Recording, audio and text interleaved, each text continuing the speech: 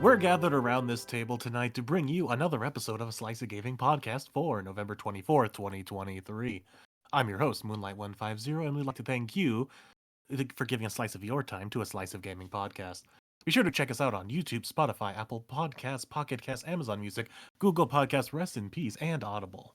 And be sure to check out our sister program, A Slice of Anime, coming up this week. So we got a light news week today. I think everyone's out buying Black Friday stuff, so they forgot to post news this week because we got literally nothing.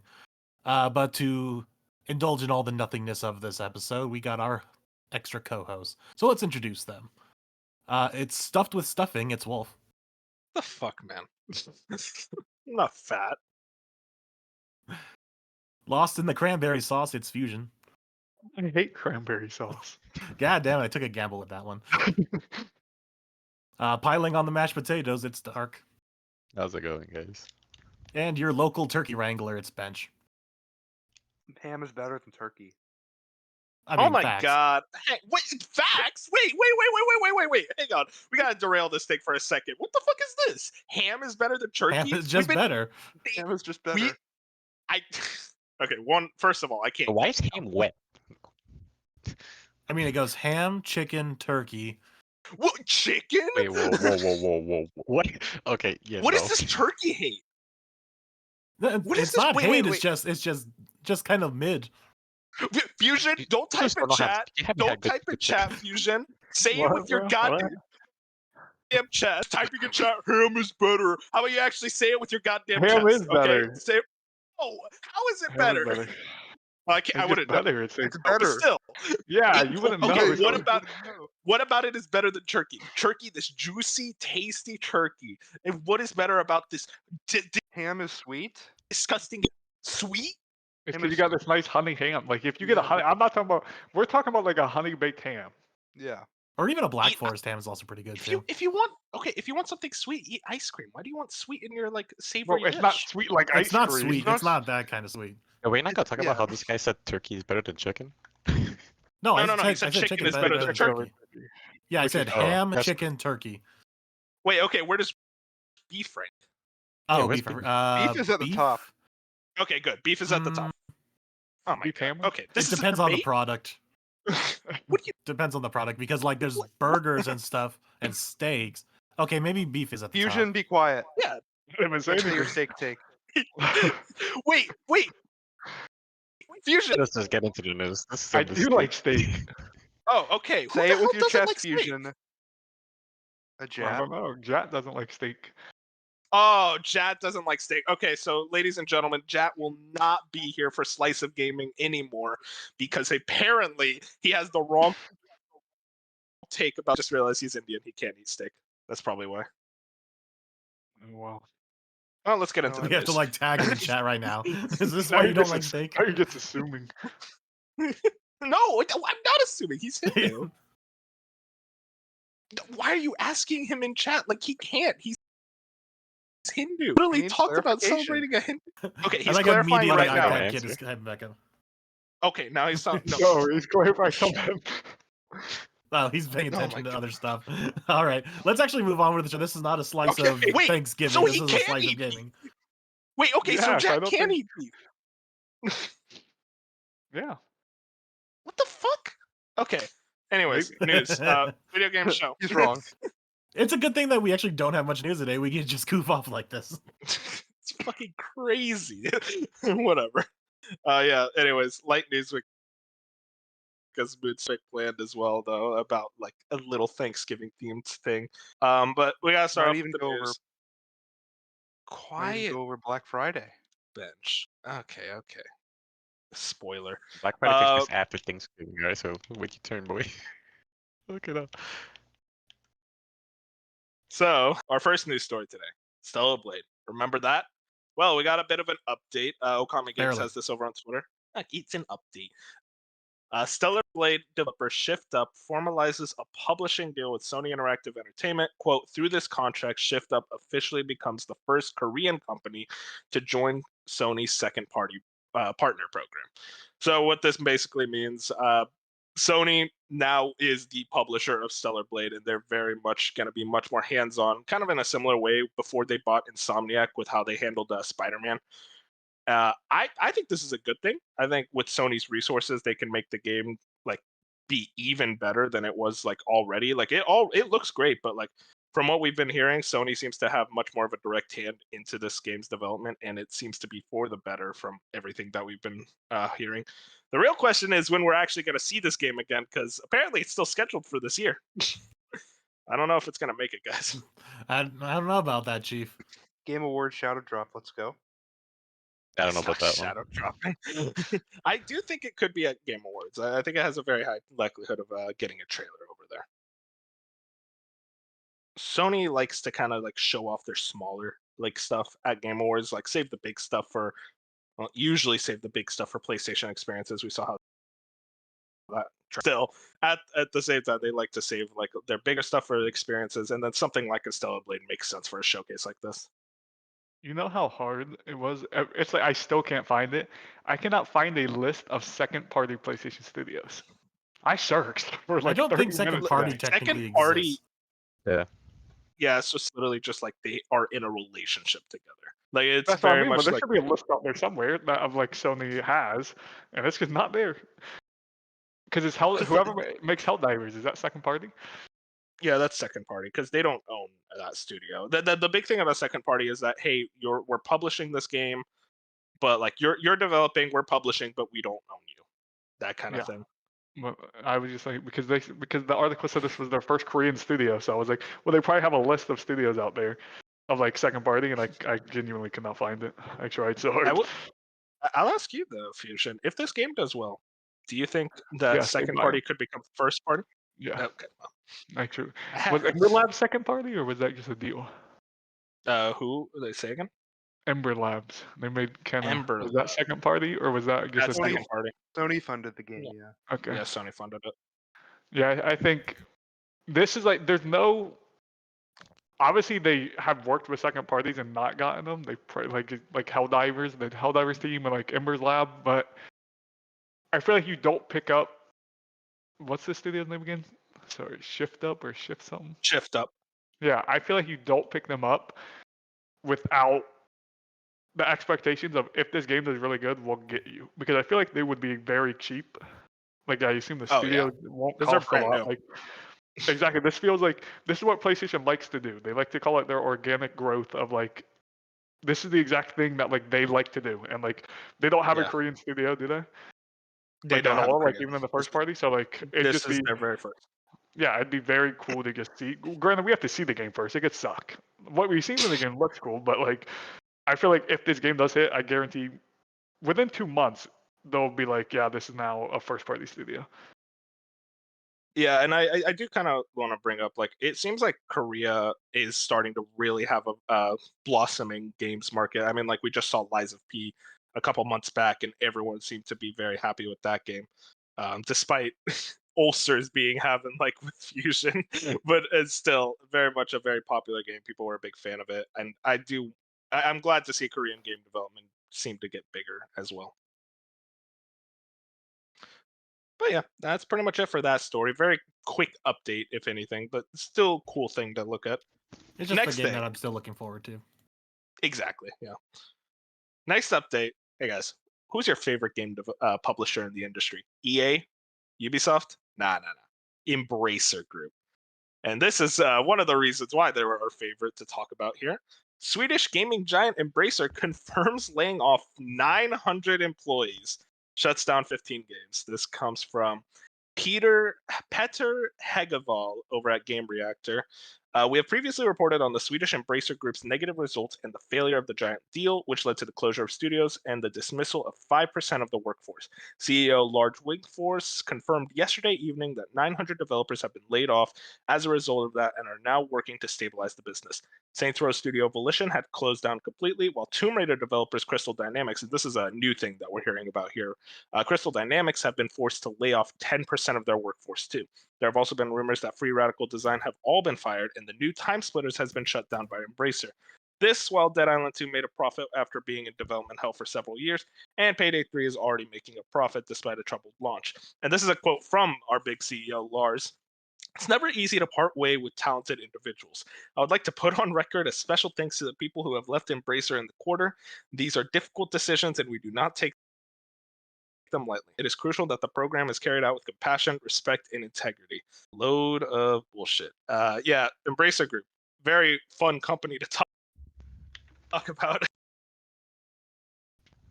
I said this last week, and I'll say it like every week. Like, they're in the news every week for this exact same headline. It's like every week they're like, new layoffs at Embracer, new layoffs at Embracer, something happens at Embracer. It's like, when do they just give up? Actually, maybe like, when do they just either Well, that's give the thing. away They're these too studios? far in.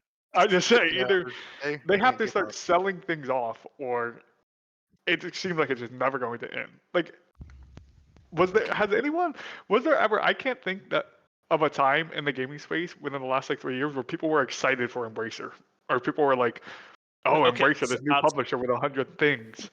That's the thing. We were excited. I remember this when they first started buying up IPs, like when they first bought that Time Splitters IP and said, "Oh, we're making a new one." All that stuff. We were excited because it was like, "Oh man, they're buying up all these studios. Like, what's going on? They have to have a plan." Guess what, guys? It did not have a Narrator, they plan. did not They have a did not plan. have no plan. No plan. I don't know where they go from here. Like Fusion says, maybe they try to sell it. It seems like that big deal that fell through. We know at this point it was probably a deal with Saudi Arabia. That big deal have affected them way more than we thought, because they seem to be making way more layoffs, way more like negative press than ever before. And it's kind of like when they actually do release games, it's not like they perform that badly. Or I don't want to say that because Saints Row was a thing. I guess the better thing to say is that Dead Island 2, that was a recent one where it was an Embracer win. But the issue is that they have so much baggage that even a win like Dead Island 2 isn't enough to really offset all they have. And that kind of just says a lot about the state of the company at the moment. Every Dead Island 2 that they have a golem, so which is under them too, so it's fucking crazy. Well, that's the thing. Every Dead Island 2 they have like 2 golems. Because like it just feels like they always have a failure along with their successes, and they just can't figure out what to. Like, they bought Lord of the Rings. Can we talk about that? They bought Lord of the Rings, and we just all let it happen. Like, what were we supposed to do about it? It's insane to me. How like somebody sat down, right? They had a board meeting. This is always one thing, but they had a board meeting. They're like, let's make a golem game. And people Let's make a golem. at board meeting was like, you know what? I like it. I just don't know. I feel like I don't know what they made the happens. game without watching Lord of the Rings. Oh yeah, for sure. There's not a single person in that boardroom who knows what Lord of the Rings is. They just see, oh, big money IP. Okay, let's do something with it. Unfortunate. Let's hope Embracer isn't in the news next week, unless they want to hit 3 for 3. We're gonna get KOTOR news for the 10th time.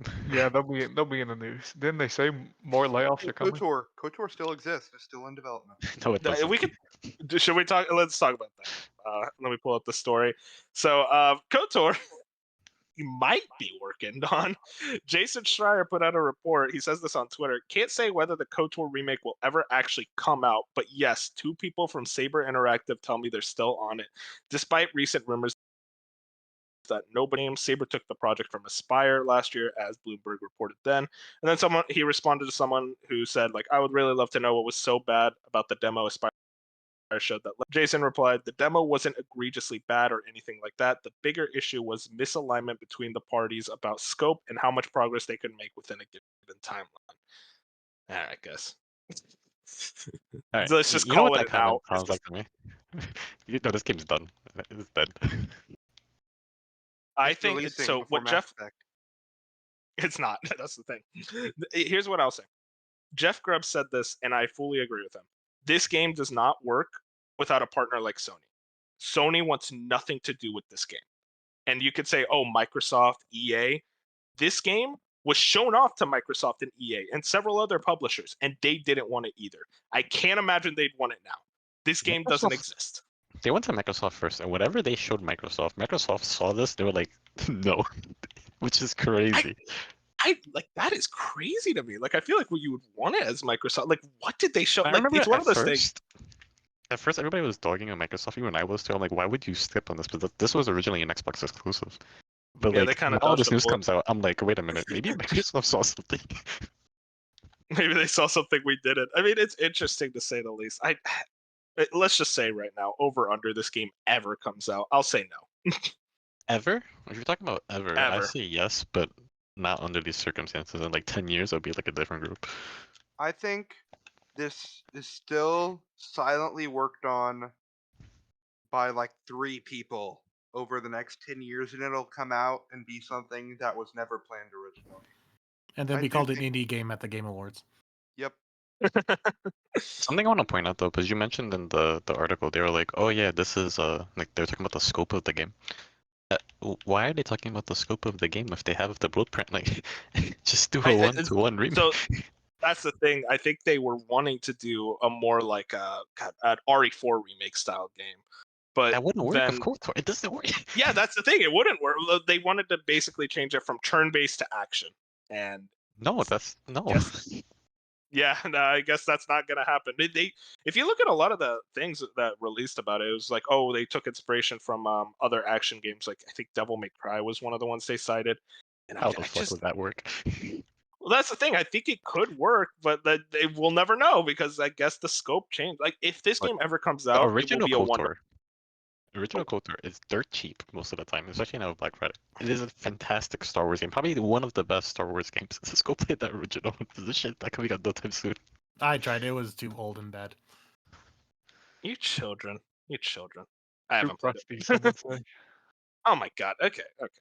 Little kids cannot handle a little crustiness. All right. The game Uh-huh. isn't good unless there's crust. If your game is perfect, that's a bad game. That's all I'll say.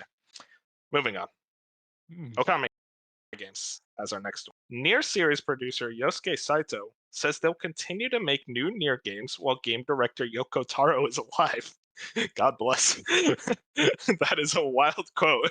However, they are currently working on a new game unrelated to the Nier series, which they hope to talk about next year. Very quick, Oh. interesting headline. Nier I'm sad. games still exist, guys. I mean, I would hope so. I'm sad because I was the whole time, me and a lot of other people were thinking, oh yeah, because he has the Nier mobile game. Maybe he's working on like the successor to Automata. That's like the next big game to get everybody into. And then he come out with this. I mean, he ain't even started it. I mean, But whatever this- that I'm new excited to see game what he's is, working on. Yeah, it's gonna probably be good. yeah. I had heard some like rumblings about a Drakengard remake. I can't imagine that's the case. That'd be really cool. I mean, I can see it happening. I could Especially see because it of happening. because if you want to think about it, when you watch the Nier anime, there's stuff tied to Drakengard specifically. There's stuff Shut tied to up. everything that this man makes. No, Okay, but like he there could have. is things he- tied specifically to Drakengard that if you did not Yo- play Drakengard, you'd be confused.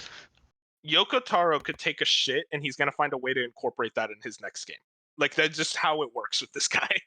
I don't get it, but hey, you know what? Respect to him. He's a legend. Moving on.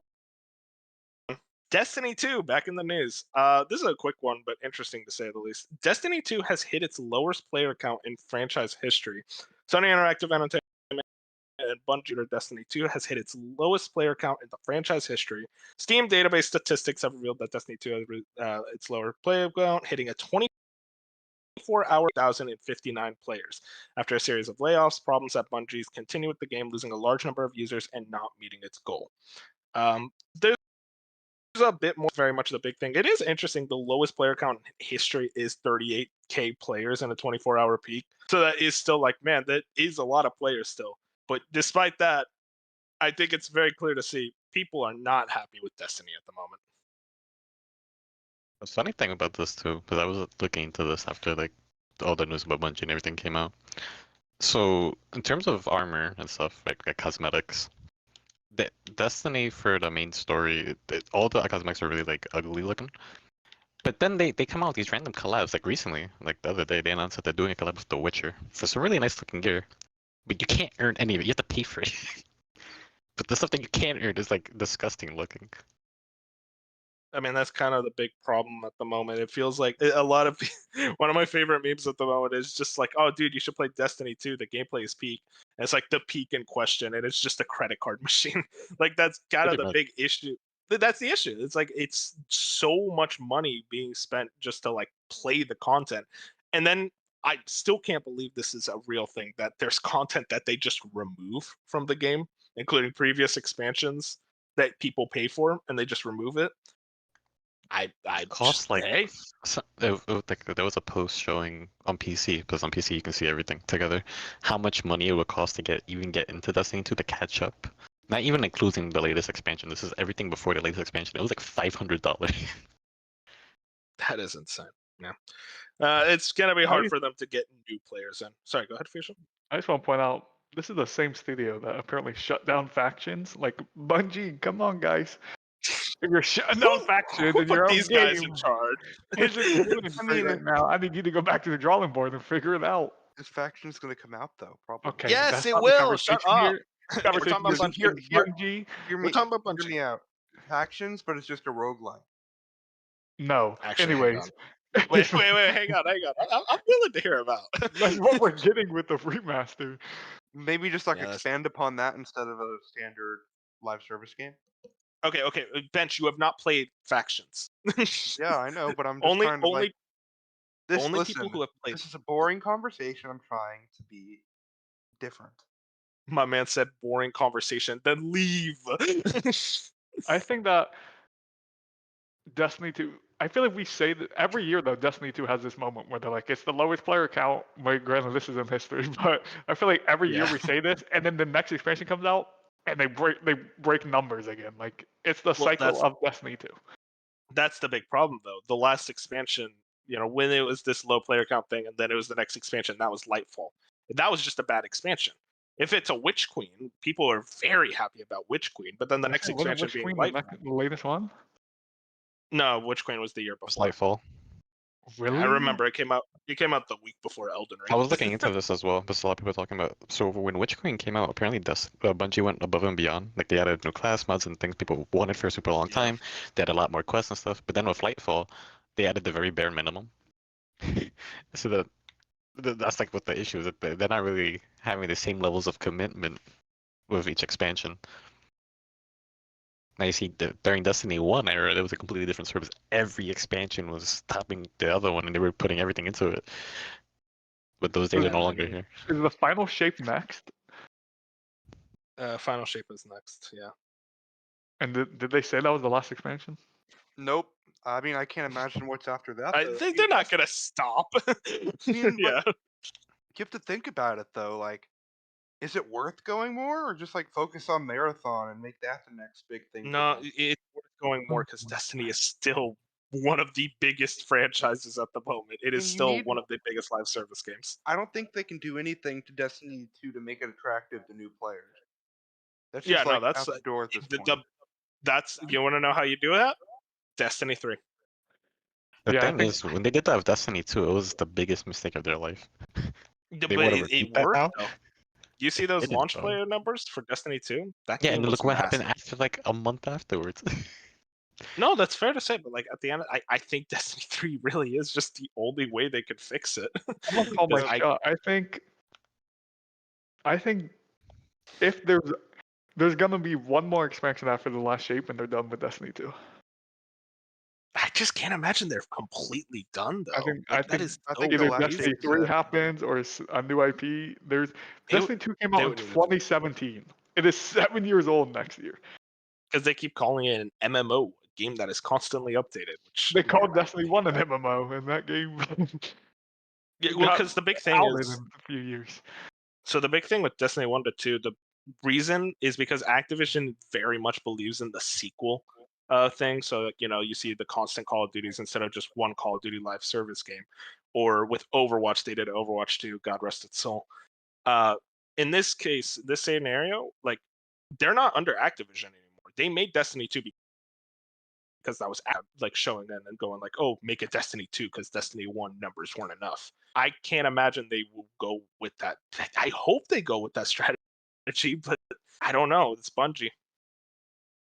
Hey, we don't know what Jim Ryan told him before he left. Well, I guess he's still there for a few months, but we don't know. Yeah, you know Jim Ryan. I'm just saying, would've right? figured it The out. last shape is DLC 7. I feel like you end on DLC 8. That's a nice number. You get out of there. And at this point, it seems like it's a DLC a year. So like, let's say they go 8 DLCs. That's 2025. Your game at that point is going to be 8 years old. Marathon will probably already be out or about to be out. Well, Like you Marathon. probably, I don't think they want Marathon to replace Destiny though. no, I don't think they do either. But But how long World of Warcraft's been going on? think That came out but it's when? Yeah. World of Warcraft is one of one, other than Fantasy No. 14. I think But, you can say that about every MMO. Is basically they live Final on Fantasy forever. 14, actually, if you really want to get into it, that had a full-blown reboot because it was a disaster at launch, and it got rebooted. And that's why so many people trust what GOTV. That's kind of why Destiny 2 needs to like have that reboot. I think a reboot helps. It You know what? helps. You know how they do establish that? everything. You delete all expansions They and have- start fresh. They have other Unironically. IPs in the works too. So like how Bungie's a big company, but I don't think they're large enough where they can still work on Destiny 2 and Marathon and 2 new IPs. Like that just seems like too much. So at some point, either Destiny 2 has to be moved on to a new Destiny game, which I assume like Destiny as a franchise is too big to probably move on from. Like you have to make a third if you Yeah, move on you from need to Destiny make 2. one. But like I feel like at some point just making that third game is easier than trying to save Destiny 2. Like For sure. just get to what you want. Like figure out whatever else new stuff you're making, because like we said, they said they're making multiple new stuff outside of Marathon. So like we already know Marathon's coming. We've seen a trailer for it. Mhm. Destiny 2, we know there's the final shape. There might be another DLC after that they haven't spoken about. But it's like it feels like at some point Destiny 2 is coming to an end. Like I said, it's about to be 7 years. That's a long time. I just think even if I don't know, I just feel like by 2026 in 3 years, I don't think Destiny 2 is up and running anymore. We'll see. We'll see. Bungie is a very fun company to think about. Look at all the news regarding them, but again, we'll see. That's definitely something to look out for in the future. Something else to look out for in the future, the far future, is Warhammer 40k Space Marine 2. Shinobi has this. The game has been delayed to the second half, not the first half, the second half of 2024. Quote, to provide the time needed to properly polish the game and to ensure the best possible experience, says Focus Entertainment. Ladies and gentlemen, we're going to be waiting for this one. I am kind of surprised and also not surprised because they said it was going to be this year for so long. And then at the last minute this week, they were like, oh, actually, it's going to be delayed. Not just like a few months, just a full on year, which I don't know. I think that's wild to say it this late. Yeah, this is dumb. I'm mad. I don't think it's bad at all because Zelda did the exact same thing. They just didn't mention it. Yeah, you're comparing Zelda to Warhammer. And if you One- really want to get wait, into wait. it, if you One really want to get- get into how it's dumb, during one Gamescom, gets which a was a couple pass. months One's ago, called Nintendo, and the other one's called I don't know who makes Warhammer. I know Focus. is the aren't they the publisher? so during Gamescom, they had check. they sent people play a demo of the game, and one dev said, "Oh yeah, the game's coming out soon." But then on Skillup's video, he said that a dev told him that the game is very far out. They already knew about this for a long time. The developer is Saber. Oh, okay, I was just saying I thought Focus. I will give them credit though, but they came out Publisher. and said it. That is being delayed, unlike Silksong. That game is not coming out this year, and they haven't said shit. Okay. Well, Why you is said Silksong give them always catching credit. strays? No. You gave credit. They waited until literally the last month of the year. No, it's still November, bro. The No. last 2 months. Okay, that makes it better. It's the last last week 5 of weeks. November. They're like, oh, the last At least 5 they weeks said are here. something. Silksong hasn't said shit. You Yeah, gotta because it's wait. still coming. They're waiting for the shadow Yeah, drop. Silk Song 2025. Like it's still coming. 2024. So I just don't understand. A whole year. Like I don't know. I thought No bugs. I thought That's what every it time is. I thought every time I saw this game, it looked really good, and I was like, this game looks close to done. Granted, games have showed little slivers before, and then you don't know how the rest of the game looks. But I don't know. It just feels very odd that I felt like they were so confident for months that it was going to be this year, and then all of a sudden they were like, "Oh no, we're actually." Granted, they never gave a hard date, but they did. Weren't pre-orders up or like something was like, I don't know. They were just, I felt like they were gonna hit the winter, and they obviously did not hit the mark. So maybe something came up. There was a giant bug in the game. I mean, it happens in game development where you have something last minute where you're like, wow, this is too big. Like this is gonna push us back a while.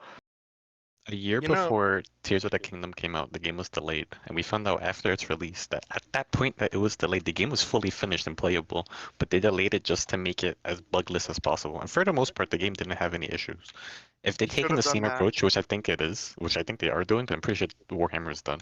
I don't have an issue with it. With Baldur's Gate 3 though. They should have done it. Oh my god, shut up. Wasn't Baldur's Gate 3 like pre-release or whatever for like a couple of years? Yeah, early Yeah, it on. was like it a should have been pre-release in for it like for a 2 little years. longer. The Act 3 was This big broken. baby is sad because it's gonna beat Zelda I at Game know. Awards. I'm It's sorry. not. It's We not. weren't even talking about Baldur's Gate. It's because all his This mind. that poor indie franchise Zelda, you know, like it just It lives never free in wins. his mind, bro. I Rent know. free. He gets Nah, to it sleep and he won't. starts crying. No, Speaking I mean, speaking of games that seem like they're close to complete but actually aren't. I could have thought of a better segue. Either way, Prince of Persia: The Sands of Time remake. Ubisoft Montreal has an update on it. Okami Games had this quote: "We are glad to announce today that the project has passed an important internal milestone and development is progressing. We look forward to sharing more in the future." Now, this is a kind of a game that felt like a weird red herring for Ubisoft, kind of in the same vein as Beyond Good and Evil 2, where it's like, this game's never coming out. I think now I look at this, Ubisoft Montreal is a much more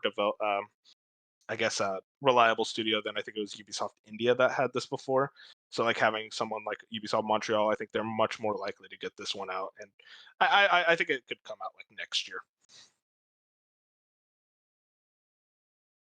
What did Ubisoft Montreal make? I don't know. I know I've just heard their name. I've heard their names more than Ubisoft India. This was like India's first project. Okay, their last game was Roller Champions. Not a good game, by the way. It's like, we're off to a great start there. They're one of the like big Ubisoft studios. They That's make the thing. For Ubisoft, Honor. yeah, well, okay. Here's the thing. So, list of Ubisoft Montreal games. They've worked on Splinter Cell, Prince of Persia, Rainbow Six, Far Cry, Assassin's Creed, Watch Dogs, Child of Light, Transference, For Honor. They've clearly they're one of the bigger studios. Okay. I trust them. Not really, but I trust them. No, actually, I do like Ubisoft Montreal. I just Yeah, like I'm about to say it's like Roller Champions really hurt you or something. no, my favorite. It's just I think my favorite Ubisoft studio is Quebec. I forget whichever one made Odyssey. Odyssey. Clearly your Yeah. favorite as you remember the name. Yeah, really. I'm pretty sure it was them, and they made South Park, the Fractured Butthole. Oh hell yeah. Like they're yeah, the I best forgot. Ubisoft studio. I think it's. Well, I mean, Fractured, but I need to play it. I like Stick of Truth. It's such a good game. Is it better than Stick of Truth? I think so. I personally, yes, but I know some. But I can see people. It's like one of those things where they're both good, but they're different because they changed the combat style. It's no longer like the standard turn based. It's now on a grid. It's more tactical. It's a game I want to get to for sure. Another game I want to get to.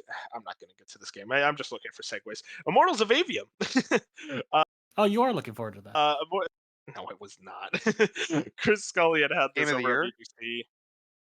Yeah, sure, better than Zelda for sure. Immortals of Aveum studio layoffs were down to. He left the call. We're down Bench to left the poor call. sales at a crowd. We're down to poor sales at a crowded market. Man, this is a great podcast, by the way.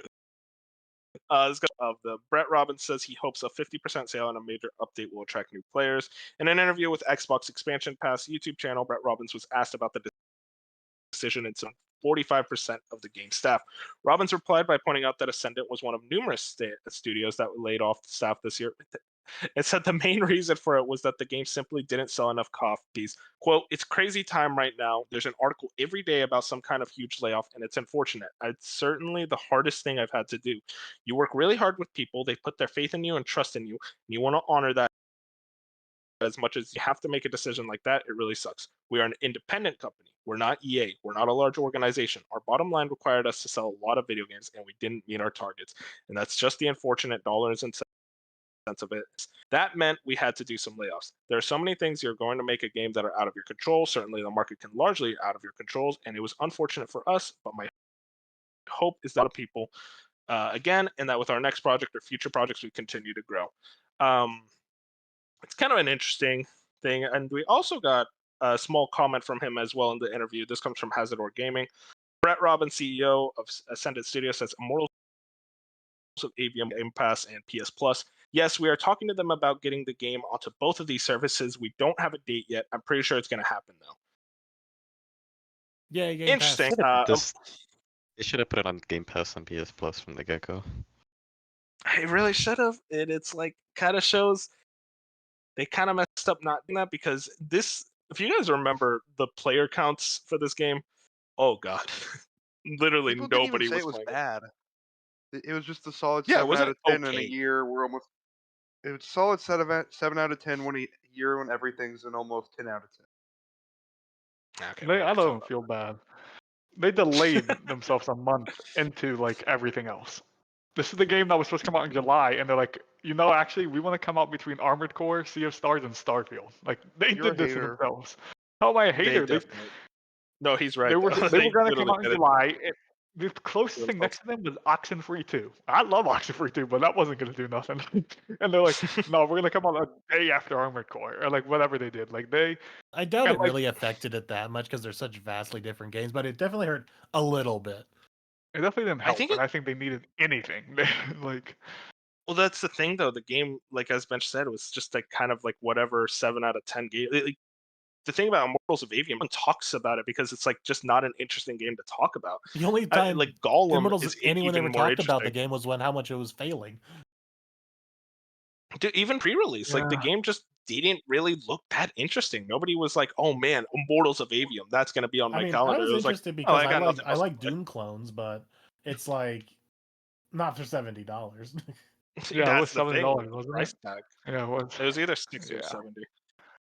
And it was a Like, pretty if short you- game because I remember, like, It Skill was Up like 7 hours. was one person who was like, he was like not super into it, but he recommended it because he's like, this is the weird. He almost called it double A, where he was like, this is the weird like double A game in 2023 that you won't experience because of how massive 2023 games are. Like, if you just want to lay back for a night, put this game on, you're going to enjoy it. But most people in a year like this aren't going to go out of their way to put these type of games on when they can play a Zelda or a Baldur's Gate or an Alan Wake. It just doesn't happen. If it was $30 at launch, I think it would have been a completely different story where people would have been actually into it. Or as Dark said, just put it on Game Pass at the start. I'm surprised they didn't try to work out a deal because Yeah, they it's should an have looked EA at their original. numbers and been like, you know what, let's just take the bag from Microsoft or Sony. Yeah, just do it from both. Like, if you have a new IP, right, and you kind of like you put the first trailer out, you can kind of gauge how people are reacting to it. And like after the first trailer, everyone kind of formed an opinion on it and be like, okay, just throw it on Game Pass. You're gonna get money regardless from both companies. There you go. And then maybe there's also if you do it like that, you're gonna get more eyes on it, right? So that maybe if you make a sequel, you can then be like, okay, we're not gonna do Game Pass or whatever. Well, there's also the possibility that Sony and Microsoft, we don't want it. We don't want to pay for it. I mean, that's possible, but I am also like, I've seen Microsoft put like weirder games day one on Game Pass. I just And maybe they on- asked too much. Yeah, it would have that's been- entirely possible. They were like, we're like fully committed to our game. We believe in it. It's like Microsoft could have offered them something. They're like, no, it's too low. Put it higher. Then Microsoft's like, yeah, we want it, but not for that much money. Yep. I just hope this doesn't ruin the EA originals. Well, this game Oh god, that scares me. Won't, but like EA, like I feel like EA's been doing really good with their single player department, like in the past few years, and especially their original stuff. And I'm hoping like this doesn't make EA be like, see, this is why we only want live service Battlefields and live service Apex. Like I really I'm hoping hope not, something like this doesn't scare them away because it's the same gamers who tell EA like stop making this live service stuff that won't buy this video game. Like it's those same gamers that will be like, EA only makes multiplayer games. They say single player is dead because when EA tries to make single player projects like this, Granted, it feels still like 2010, but when they try to make things like this, no one buys them or no one cares about them. And then EA is a business. They look at this and they say, "This is not making us money. We're going to pivot again to straight multiplayer or straight live service, or like we'll get less of these projects if they keep bombing like this." Which, granted, I think this is the first. I'm trying to think. No, because Wild Hearts was this year, and that didn't do very Yeah, well. Wild These Hearts were was both that two year, EA yeah. original games this year. Both looked cool on paper, but just maybe it was just the year. Like maybe if they came out last year, they would have done a little better. But Nah, I think what it is just the games themselves weren't that interesting because you were getting a kind of crappy Doom clone and a kind of crappy Monster Hunter clone. Like it wasn't like the games were 7 bad. out of 10s. You're just Exactly, getting 2 7s. they were clones of games that like, well, I'd rather just play Doom or I'd rather just play Monster Hunter for both of those games. So I also hope that they don't get rid of the EA original label. I actually think EA's single player department has actually been surprisingly good the last few years. That doesn't say anything about their sports department, which somehow seems to keep getting worse. It gets worse I every know, year. I know you're the Madden guy, Fusion, or at least you used to be. I don't know if you play it anymore, but Well, it gets that tells you how bad really it's getting. And I haven't bought it in 2 years. Like if EA wants to Yeah, make and you're money, the best. if they want easy money, take the first 2 Dragon Ages and give them the Mass Effect treatment. And there you go. Like the Mass Effect I think Legendary treatment. And they'll pop I'm off. Those surprised games about are these. really fucking good. How have they not done a Dragon Age Yo, collection? Like, even that thing Dragon Age 2, Dragon Age Origins is like, that is free money on the table right there. yeah, it's weird because like Mass Effect collection did insanely well. So it's like the logical step would be, oh, do Dragon Age, but we haven't even heard a peep out of it. Granted, we also haven't heard a peep out of Dreadwolf, so maybe they just forget that this franchise That kind of exists. I don't know. hold people off until Dreadwolf comes up, but they didn't think that far ahead. Like Yeah. EA won a Game of the Year 2 years ago with It Takes Two. Like EA's been An EA original. yeah, like they have Like that label works. they've been cooking a little bit. It's just and then like you have the Dead Space remake that people really love, and like you said, the Mass Effect trilogy was very successful. So they have these like good. yeah, they have these really EA still with these last 2 like Wild Hearts and Immortals. Like even with them, they're still in a way better spot today than they were even just 4 years ago. Like 4 years ago, I felt like they were multiplayer only had the multiplayer stuff and the Respawn. It was like Respawn was the only light at the studio. They come a long way from the time when they were ranked as the worst company in America 2 years in a row, which is still crazy to me because it's like, wow. When the CEO was actively saying single player games are dead, like he was like single players are dead. Remember It's that like, tweet yeah. a year or so ago from EA? When she's a 10, but she only plays single player games. Yep. Crazy. oh She's yeah, I done remember that. Wow. Someone Tone got deaf, fired. that's what it is. Yep. Moving on from the big state of EA discussion. COD 2024, this comes from Okami Games, is reportedly called Call of Duty Black Ops Gulf War. A new Black Ops game set during Gulf War of the early 90s. Round-based classic Black Ops maps like Grind and WMD. Let's fucking go. Activision is exploring a large pre-order bonus with several days or possibly several early access for the base game and zombies. Interesting details about this. I think Gulf War was almost like the next step because like Cold War, they did that. That was like late 80s, so it makes sense to go right into. I'm interested. I hope this one is good. Obviously, we saw with Modern Warfare 3 how horrific that game was. But this is Treyarch, and Treyarch is a pretty reliable studio outside of Black Ops 3 and Black Ops 4. But every other game, they pretty high quality for the Black Ops 3 is fucking great. What the fuck? What is this Michael revisionist Fishman history? is crazy. No. What Black is Ops this 3 was good. revisionist? It didn't have a campaign, but the multiplayer and zombies especially were really good. No. You cannot Black Ops argue 3. that. No, Black Ops 4 didn't have the campaign. Black Ops 3 had a campaign, and it was dog shit. Oh yeah. It was Yeah, we don't talk about that this- one. Black We don't Ops talk 3 about that launched. much, but outside of the campaign, the multiplayer and zombies was also really good. Black and Ops 3 everybody- launched with 5 game modes. The most in Call of Duty history. Black Ops 3 is a top 5 No, Call of Duty. I was stand by that. Oh, top Yeah, 5? it's true. No. Yes. Yeah. Yeah. You Yeah, do it not is. say that when Modern Warfare 1 and 2 exists. Like that immediately takes up 2 spots. Is Modern Warfare 1 and 2, and then you have fucking other ones. Black Ops 2, Black Ops 1. Or Are you Black gonna Ops say it's 2. better? There's no way you say it's better than Black Ops 1 and 2. Do you say that? No, Oh, he's thinking. but it's up He's there. thinking. It's up there. I think the only ones I put higher than it is COD 4, Black Ops 2. Okay, good. What is this Modern Warfare 2 revisionist history? Hang on. I don't think Modern Warfare 2 is that good. I think Modern Warfare 2 What? is For your All right, you need to original. get out now. You're talking about No, I you're really- talking about I original, really- right? You're talking about original Modern Yes, Warfare the 2? original. And I think You are I an think if you're looking, insane. no, hear me out. I think if you're looking at it right now, I think the Modern Warfare 2 maps were always remembered better than they were. And there is a big What? reason right now No. that No. you guys are No. okay. You guys don't come from like. I guess I'm speaking of a looking back I on know the way Broski competitive he's built different, thing. right?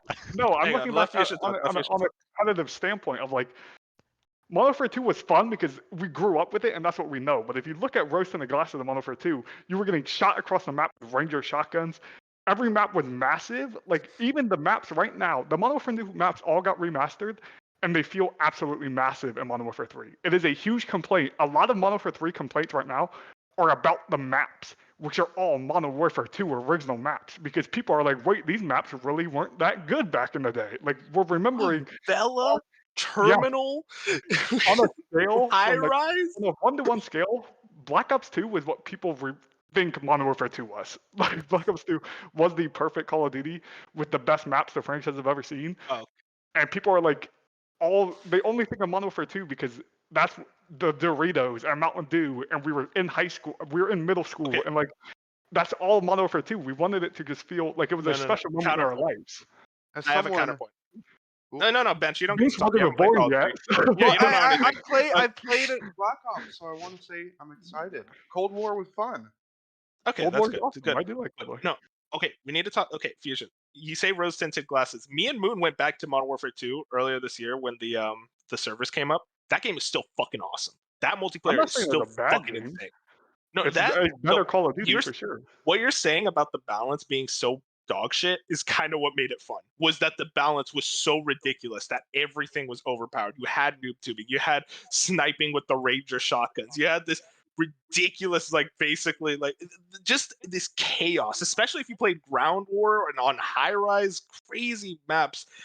That's what made it so fun, was because it was so chaotic. It felt like an unbalanced mess, which led to crazy clips, fun moments, just an overall experience better than any other Call of Duty game in my opinion. And you had a God tier campaign and you had Spec Ops. Like that's why Modern Warfare 2 is my favorite.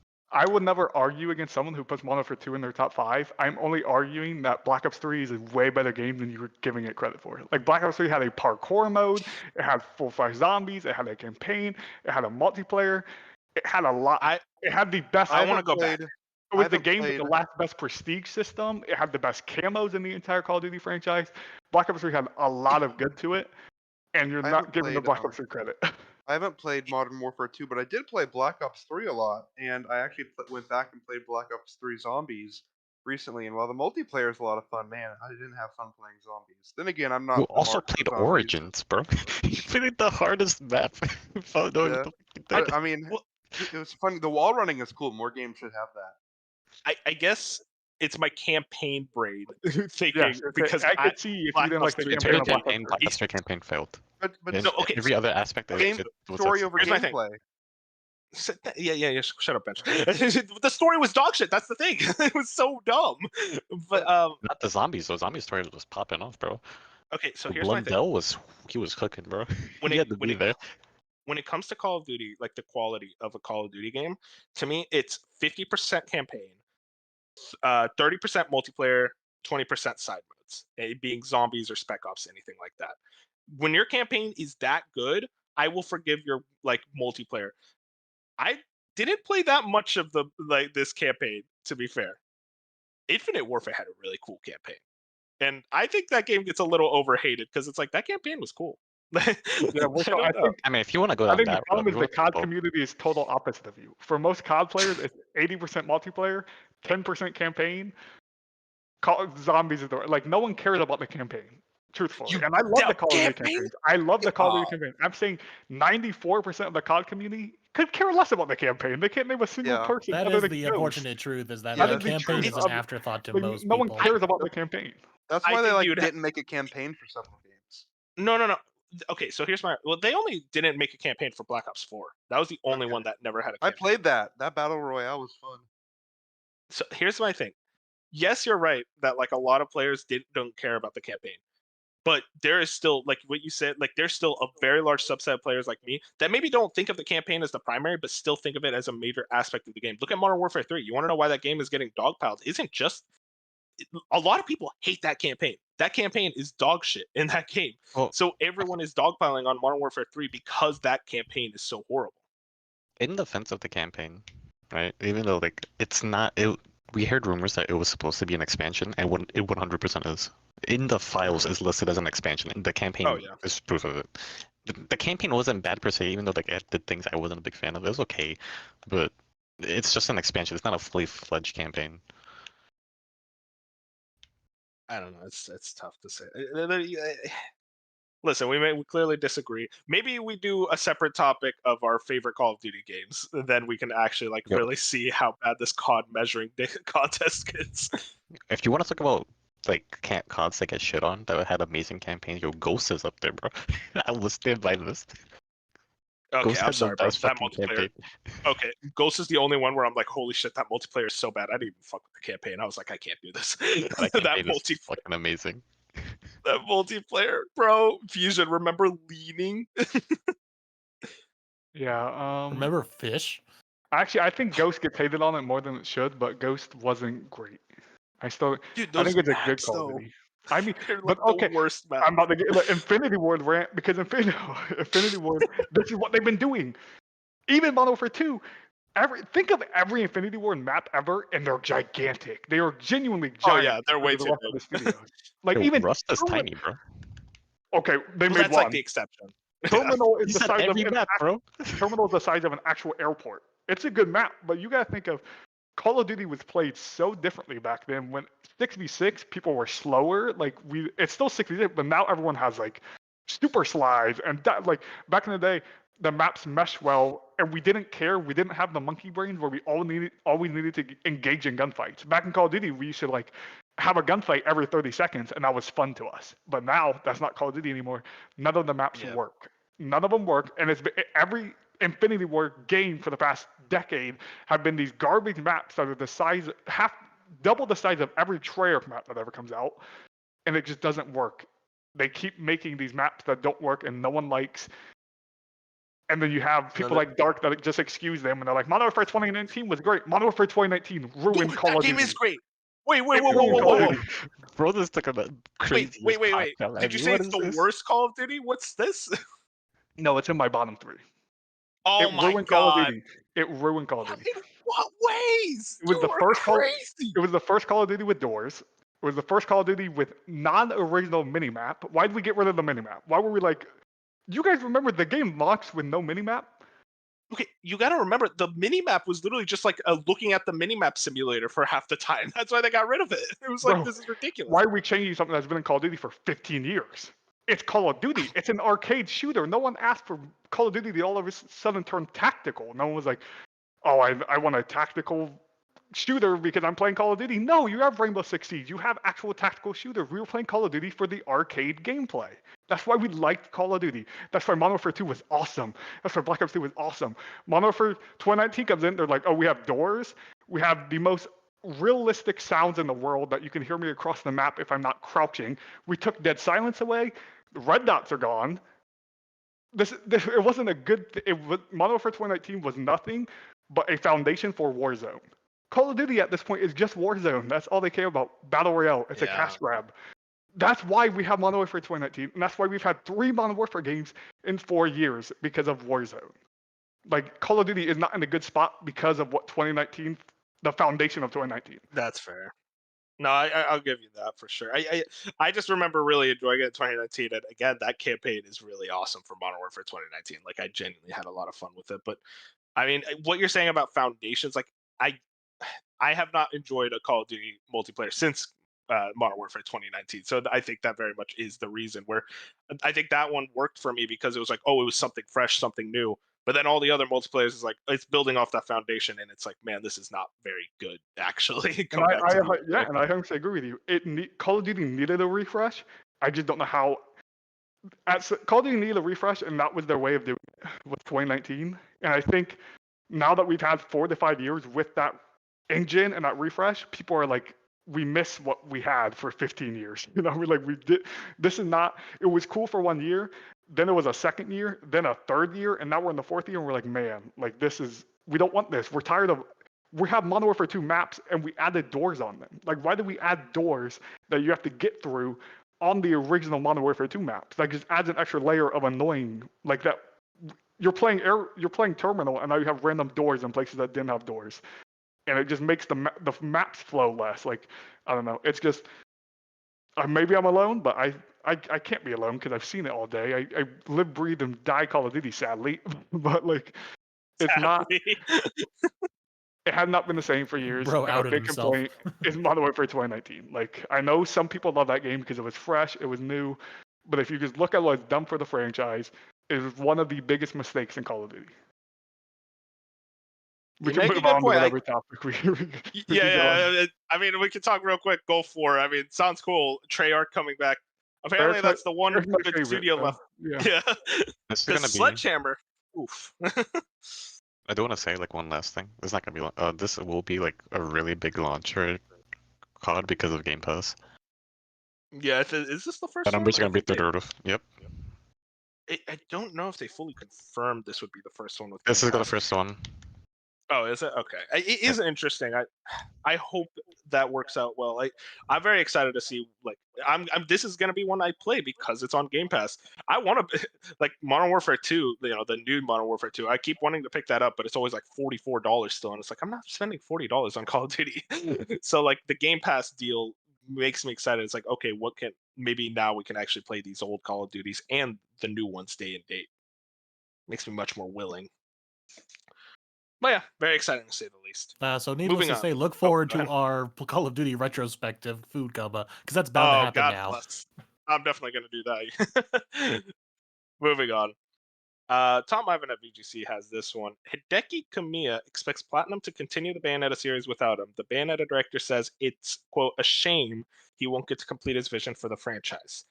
Prior to his shock departure from the Japanese studio last month, Kamiya served as Platinum's vice president and its most senior creative force. In a new video on his YouTube channel, Kamiya said he expects Bayonetta to live on while expressing disappointment that he won't get to fulfill his vision with the series. Quote, as I explained earlier, I worked on Bayonetta 1, 2, 3, and Origins, he said.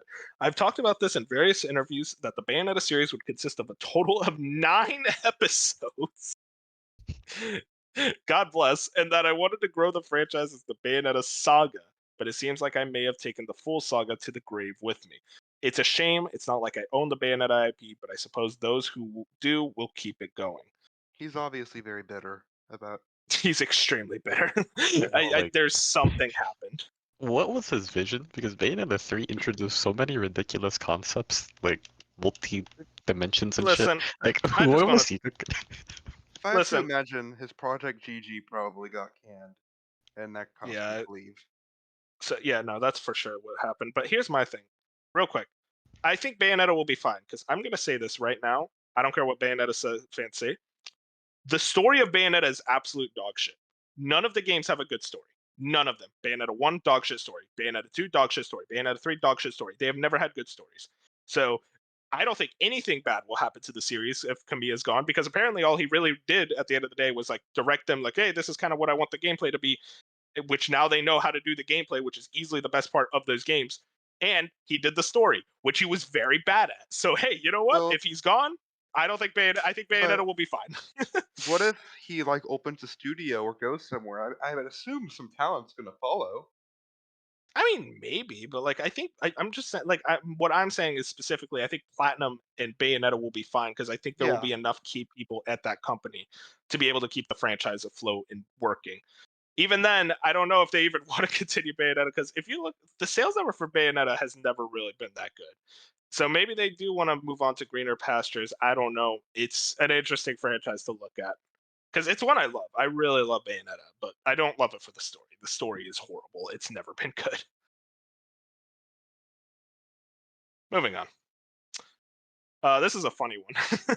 Assassin's Creed Mirage had a little pop-up ad and led to a bit of drama. So they responded on Twitter We have been made aware that some players encountered a pop-up message in-game while playing certain Assassin's Creed titles yesterday. This was the result of a technical error that has now been fixed. Our intention was to display a promotion for Mirage as part of the franchise's news in the main menu of other Assassin's Creed games. Unfortunately, this technical error caused the promotion to appear in one of our in-game menus instead. We want to ensure the best player experience possible, and these disruptive pop-ups were promptly removed once we learned of the issue. We appreciate your understanding as we investigate the cause of the issue, the AC team. Fusion was saying this before the podcast, and I think this is 100% right. Why do they always say it's a glitch, a bug, when they This do was like 100% weird? intentional. Yeah, they wanted to test the waters. They wanted to see if people would get that mad about it. They saw people got mad about it, and then they said, "Oh, it was actually just a glitch. My bad, guys." I don't know what's going on with this The company, clip guys. that was like provided that like sparked this whole thing, it was so aggressive. It was literally in the middle of gameplay. He was playing the video game, and there's just a giant ass pop up ad where it's just like, is this what Ubisoft wants? Like, they want just to advertise right to your face while you're playing the video game? Because I'm not a big fan of that. At this point, I'm pretty sure they just do this so they can be in the headlines for like a week. So people are like, "Oh, I should try this game out." they're like, "We're just gonna throw pop-up ads, so you're gonna talk about Assassin's Creed Mirage for the next week." And they get back in the Seriously. news. And but was Ubisoft? I don't know if you guys are gonna remember this news article from like it was early last year where some publisher was like talking about ads in video games and how they wanted to put Take-Two. like, oh, it was Take-Two, how they were gonna want to Yeah. like billboards and stuff in their video games. I think that was Take-Two. I do remember there was like actual advertisements in NBA 2K, like legitimate like YouTube advertisements in that game. Yeah, I don't know, because Ubisoft seems like they would be one of like my total immersion would be broke if I'm like playing Yep. playing a game and an ad pops up. I'd be checked. I'd be like, what? I'm getting offered today. Like, this is awful. Yeah. God bless Ubisoft. Hopefully they get better. They won't. We'll see. Hey, they got that Japanese game coming out, like Japanese Assassin's Creed. Oh yeah, that looks interesting. I'll have to keep my eye out for it. But that's everything for the news story. Like we said, very light news stories, but definitely ones that we decided to shift into completely different topics. This is the kind of show we're running today now, guys. But we want to move on to topic of the show. Very fun topic, very cute topic. We just had Thanksgiving over here in the States yesterday when we're recording this. So 2 days ago from when you guys are hearing this. And we kind of want to talk about what we're thankful for and not thankful for in gaming. Like a little fun topic, kind of saying like what are the things in the industry that we're fans of, maybe things we don't like, what we want changed.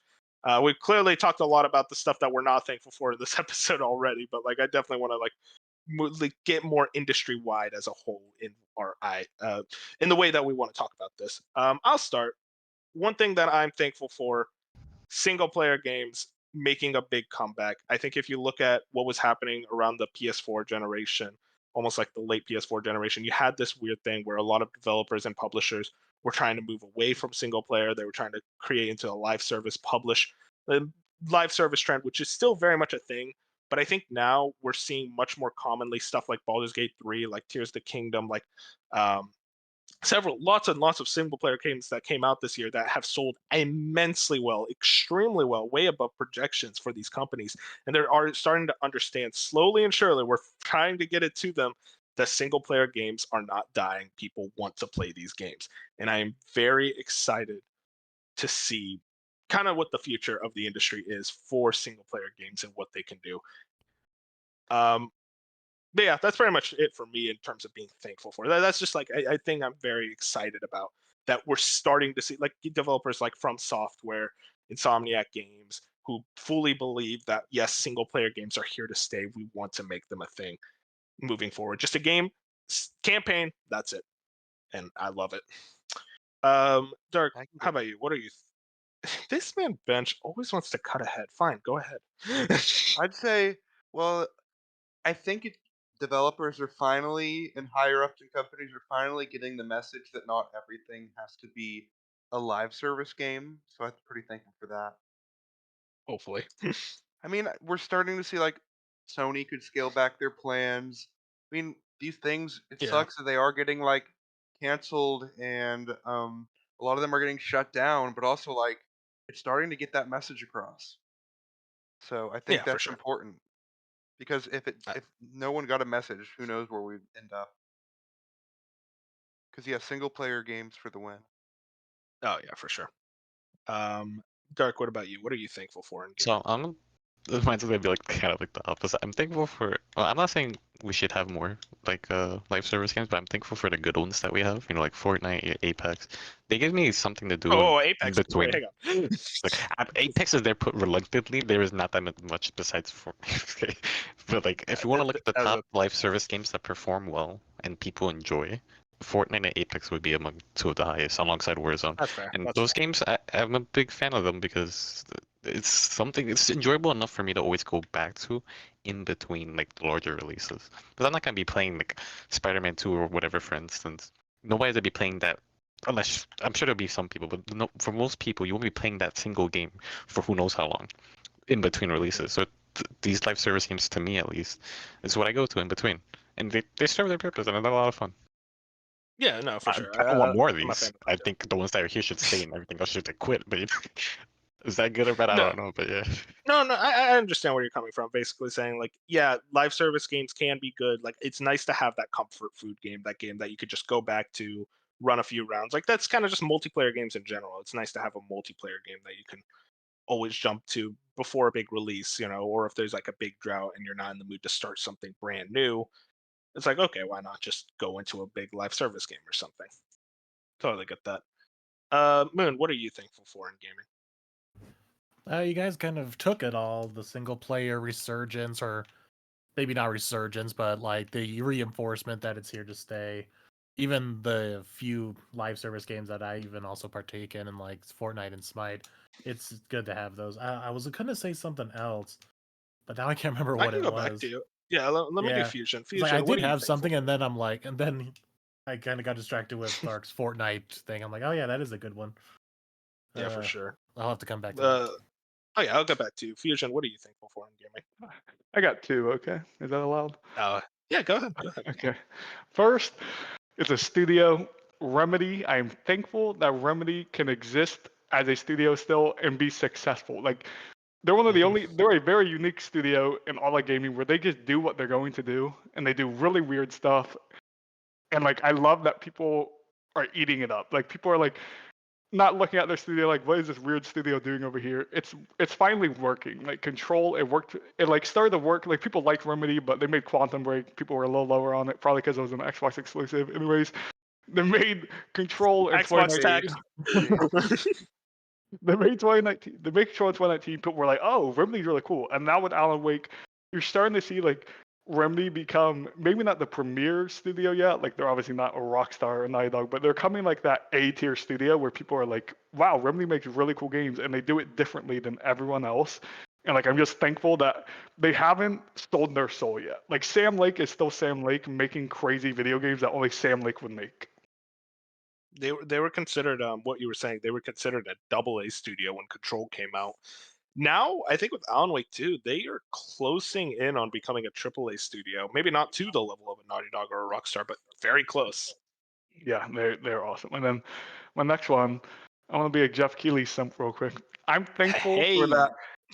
E3 has died, but I'm thankful that Jeff Keighley still tries to do things. Like He Summer stepped Game up. Fest, no one talks He about Summer stepped Game up. Fest enough. Where like, I'm still happy that someone is still doing these events because without Jeff Keighley, who would be doing the events right now? No one knows. Nobody. PlayStation He doesn't do knew. anything. Like He knew what had to Xbox, be done. yeah, exactly. Like no one's giving. Great, people still give him his flowers, but I feel like without Jeff Keighley right now and Summer Game Fest and even the Game Awards, like the event stage for gaming would be maybe non-existent other than when the first when the first party publishers do something and PlayStation doesn't do anything anymore. Xbox tries and they do a couple good shows a year. Nintendo just like shows up randomly with their directs. Which directs are cool, but it's never like an event like they used to be. They're never like on No. stage. It's all digital They pre-recorded can now. be, but it definitely lost something after Yeah. Smash ended. Smash was like one of the big things that always made directs exciting to look forward to, and now that Smash is completely done, it's like I'm still excited for Nintendo Directs, but not nearly to the level Yeah. as I was in like 2019. So I'm thankful for that. We still have like Jeff Keighley at least trying. Like it's never perfect, and it probably will never be a perfect system. But like at least in the past few years where we haven't had E3, it's been nice to be like, hey, at least we have Summer Games Fest. Like at least that's a thing that every year I'm like, I can look forward to a few weeks over the summer. I can watch this. I know he's gonna be there for Gamescom. I know TGA is coming around. Like at least he's trying to do things to keep everyone involved because, like I said, honestly, without them, I don't know what the events would be. For sure. I'm right there with you. I'm a big fan of Jeff Keighley. It's like what you said. It's like if Summer Games Fest doesn't exist, then like we always complain about Summer Games Fest and the issues with it, and like clearly there are issues that I think he is improving on. But like we have our issues with it. But at the end of the day, if Summer Games Fest exists, it's like what do we have to look forward to in June? Like an Xbox show, and that's it. And I want more than that, I guess. So yeah, I'm right there with you. But now to get negative. All right, time to yell and get mad. What we're not thankful for in gaming. What do we hate? And I know this was one of our things that we're thankful for, but I'm gonna say it. I fucking hate live service games. I think live service games have been a massive, massive downgrade for the industry. I think what Dark says is very clear, where it's like, yeah, 1 or 2 is good. You have your like when Destiny was good, it was there. It was happy, thriving. Same with like Fortnite. But at the end of the day, you do not need to make every fucking game a live service. You do not need to make single player experiences, games that were clearly single player, like Anthem, a game that was clearly going to be an amazing single player experience, but then they fucking forced it into a live service bullshit. That's all it is. It's just bullshit. It's all bullshit. You do not need to make every game this multiplayer only, multiplayer online only. That's another fucking conversation. Is online only. Oh, you always have a stable internet connection. What if my fucking internet goes down or the game's servers crash? Then I can't play my single player video game. The game that shouldn't require an internet connection having an internet connection. Thank you, Diablo 4. So that's a fun thing in and of itself. And then you want to make every game have a battle pass, loot boxes. I don't give a shit about any of this. I just want to open my video game and play my video game. You do not have to make it a fucking job. And that's what all these live service games do. They make it feel like a job. You always have to check in every day, get your daily rewards. You have to get your weekly rewards. You have to go do a quest. I don't want to do any of that bullshit. I just want to play my video game in peace in a way that any normal person would play a game back in 1992, 2003, 2012, 2023. I want to play it the same way I always do. I put the game in the console or I fucking launch it digitally through the store and I play the game. Simple as that. Shouldn't be that fucking complicated. And I don't want to goddamn any more daily rewards or battle passes. Please. I'm done. Leave the live service games to the people who know how to do them. Don't start trying to copy. Thank you. Blizzard and Overwatch. Sorry. Oh my god. Oh my god. Overwatch. That is it. Overwatch. Fucking awesome. Hey. No. Shut the fuck up, Ben. Shut the fuck up. Overwatch. When it launched, that game was awesome. It was a $60 video. No, actually, it was a $40 video game. It was a $40 video game. Hey, you pay one price and you get this fucking incredible multiplayer game. It is multiplayer only, sure. I'll live with it because at the end of the day, I pay money and I get a good game. Loot boxes, yeah, sure, they're a little cringe, but also it was cosmetic only. No crazy fucking battle pass bullshit where you put brand new fucking characters in it. And everyone's like, well, Overwatch 2 is better because they don't have to do the loot boxes. I don't give a shit. The loot boxes were somehow better because I don't want to fucking spend 5,000 gold coins for a goddamn skin of fucking Roadhog in a bathing suit. Bench, what are you not thankful for in the industry? PC gamers. I could go on. No, come back to me, Damn. if you don't have a real answer. Okay, cool. I got one. Dark, what about you? Third-party exclusives. I understand. Get over This it, is a whole nerd. No, Well, I'm not talking about Xbox tax. exclusivity. I'm not talking about exclusivity. I understand. I'm not a fan of exclusivity, but I understand it has a purpose, and I think it does. It has a place. Third-party exclusives, however, make no sense to me.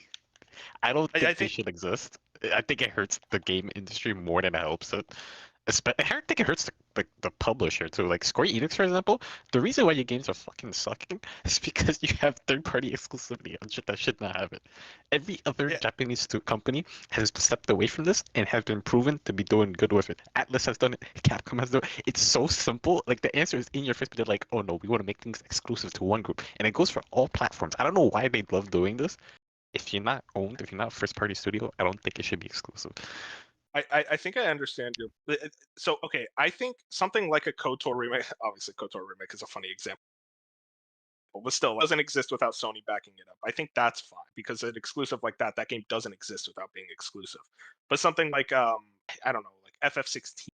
That's a weird example because they also like the PS5 Final Fantasy hardware was 16, apparently Final Fantasy 7 remake shouldn't be exclusive. It's like Yeah, 7 there's Remake no was reason. better. Street Fighter. Look at Street Fighter. How that turned out.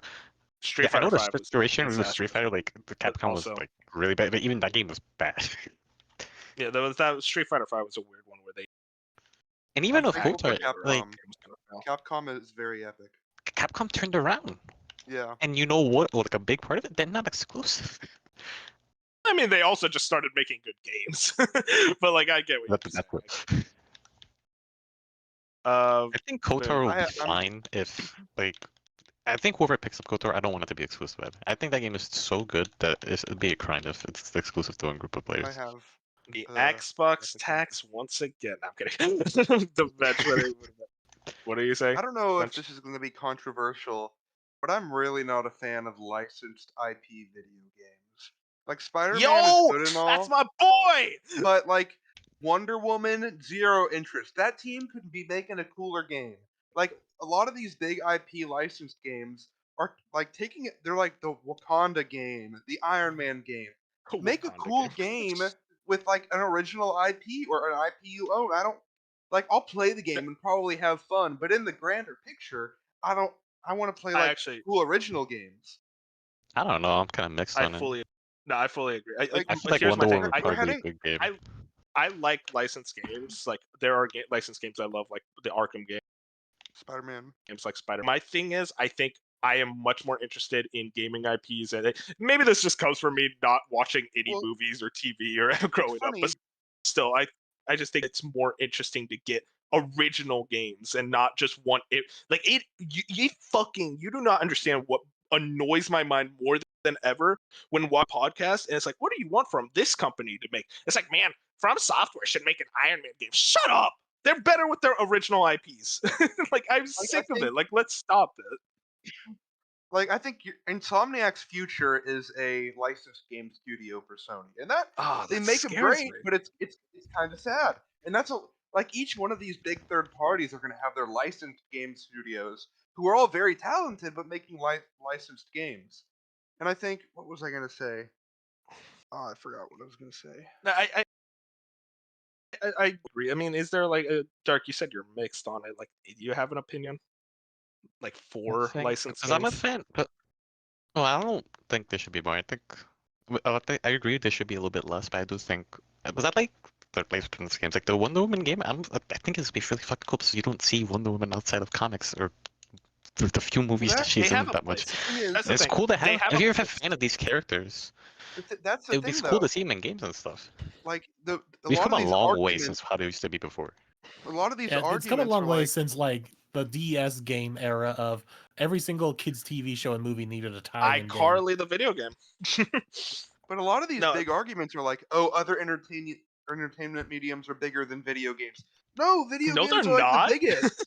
Like who actually thinks that? What the fuck? Video games somehow rely on other entertainment mediums when it should be the other way around. It's kind of mind-boggling. No, I mean, like, I get like Bench's point. I think boggles down to, hey, licensed games are cool every now and then, but we should not be like striving towards an industry where a lot of these with extremely talented creative minds are stuck just making licenses. Like, yeah, sure, they can do cool stories, they can make great games, but like, it's like we shouldn't like From Software make an Iron Man game. No, From Software make another fucking Elden Ring. Exactly. The Dead Space remake is so fucking good, but now they're on an Iron Man game, which will probably be great. But imagine they used their horror chops on something cool. Exactly. Like it's like Dead Space. So it's like Motive.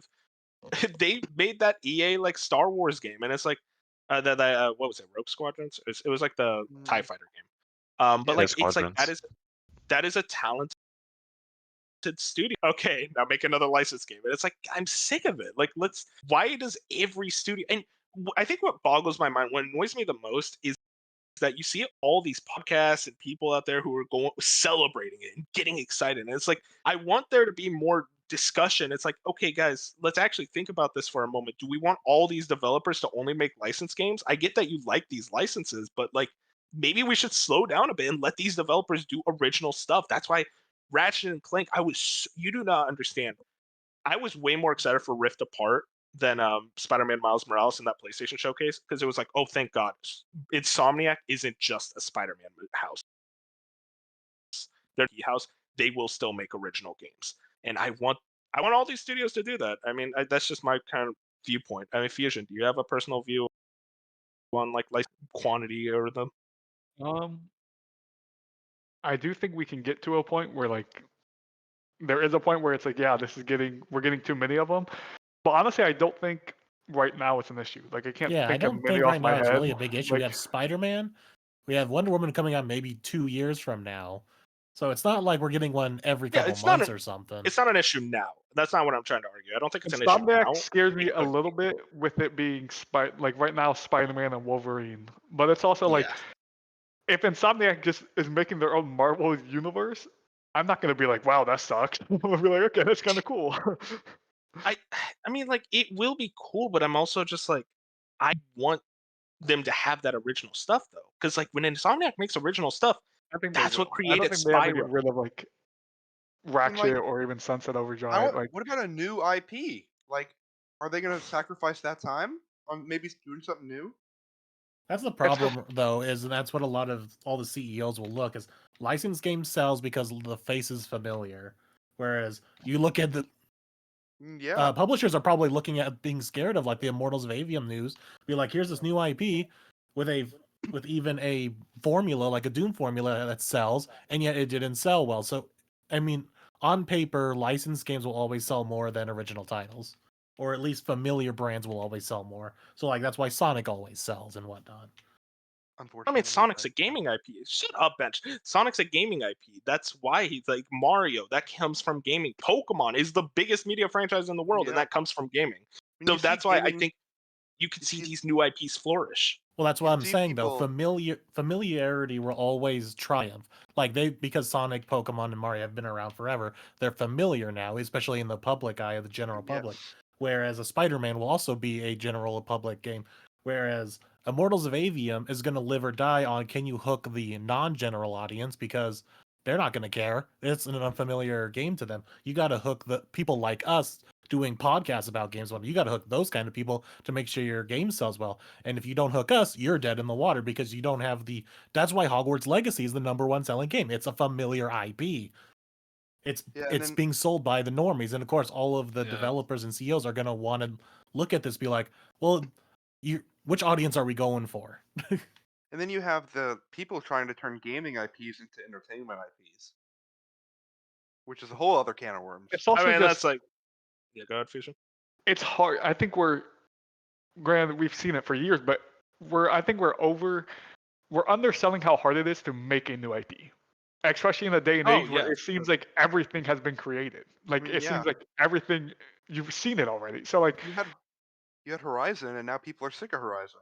It's like if you're Insomniac, for example, and you're like, oh, we can make a Spider-Man 3, and we already know it's going to sell like crazy, blah, blah, or we can try a new IP, that could take them 5 extra years to create. You have to create a whole new world from scratch. You have to do so many different things when you're like, okay, we're building a brand new IP from scratch, which is what makes it so special when it works. When your Uncharted works, when your Last of Us works, when Halo works, like when you make these things where it's like you build it yourself and now you can just spend years over years building a franchise. It's awesome, but it's so hard to do anymore because everything has been created and it takes longer to create these new IPs. Like it's not like back in the day in the early 2000s when it felt like a new IP was always created because nothing was created yet. Games were shorter, which is what I was going to say. I'm not thankful for every game thinking they have to be 100 hours long, or every game thinking they need to put 200 collectibles in their game. Like, what happened to the days of, hey, this is just a 15 to 20 hour video game? Even sometimes that feels too long on certain titles. But this is just a nice, maybe even linear video games. I think I'm unthankful for so many studios getting away from linear. Like I want more linear experiences. I don't need everything to be an open world game, or I don't need everything to be an open zone game. Get me from point A to point B in a nice narrative fashion with awesome gameplay. Like what happened to the early 2000s? The video essayist man on YouTube said that the linearity is bad.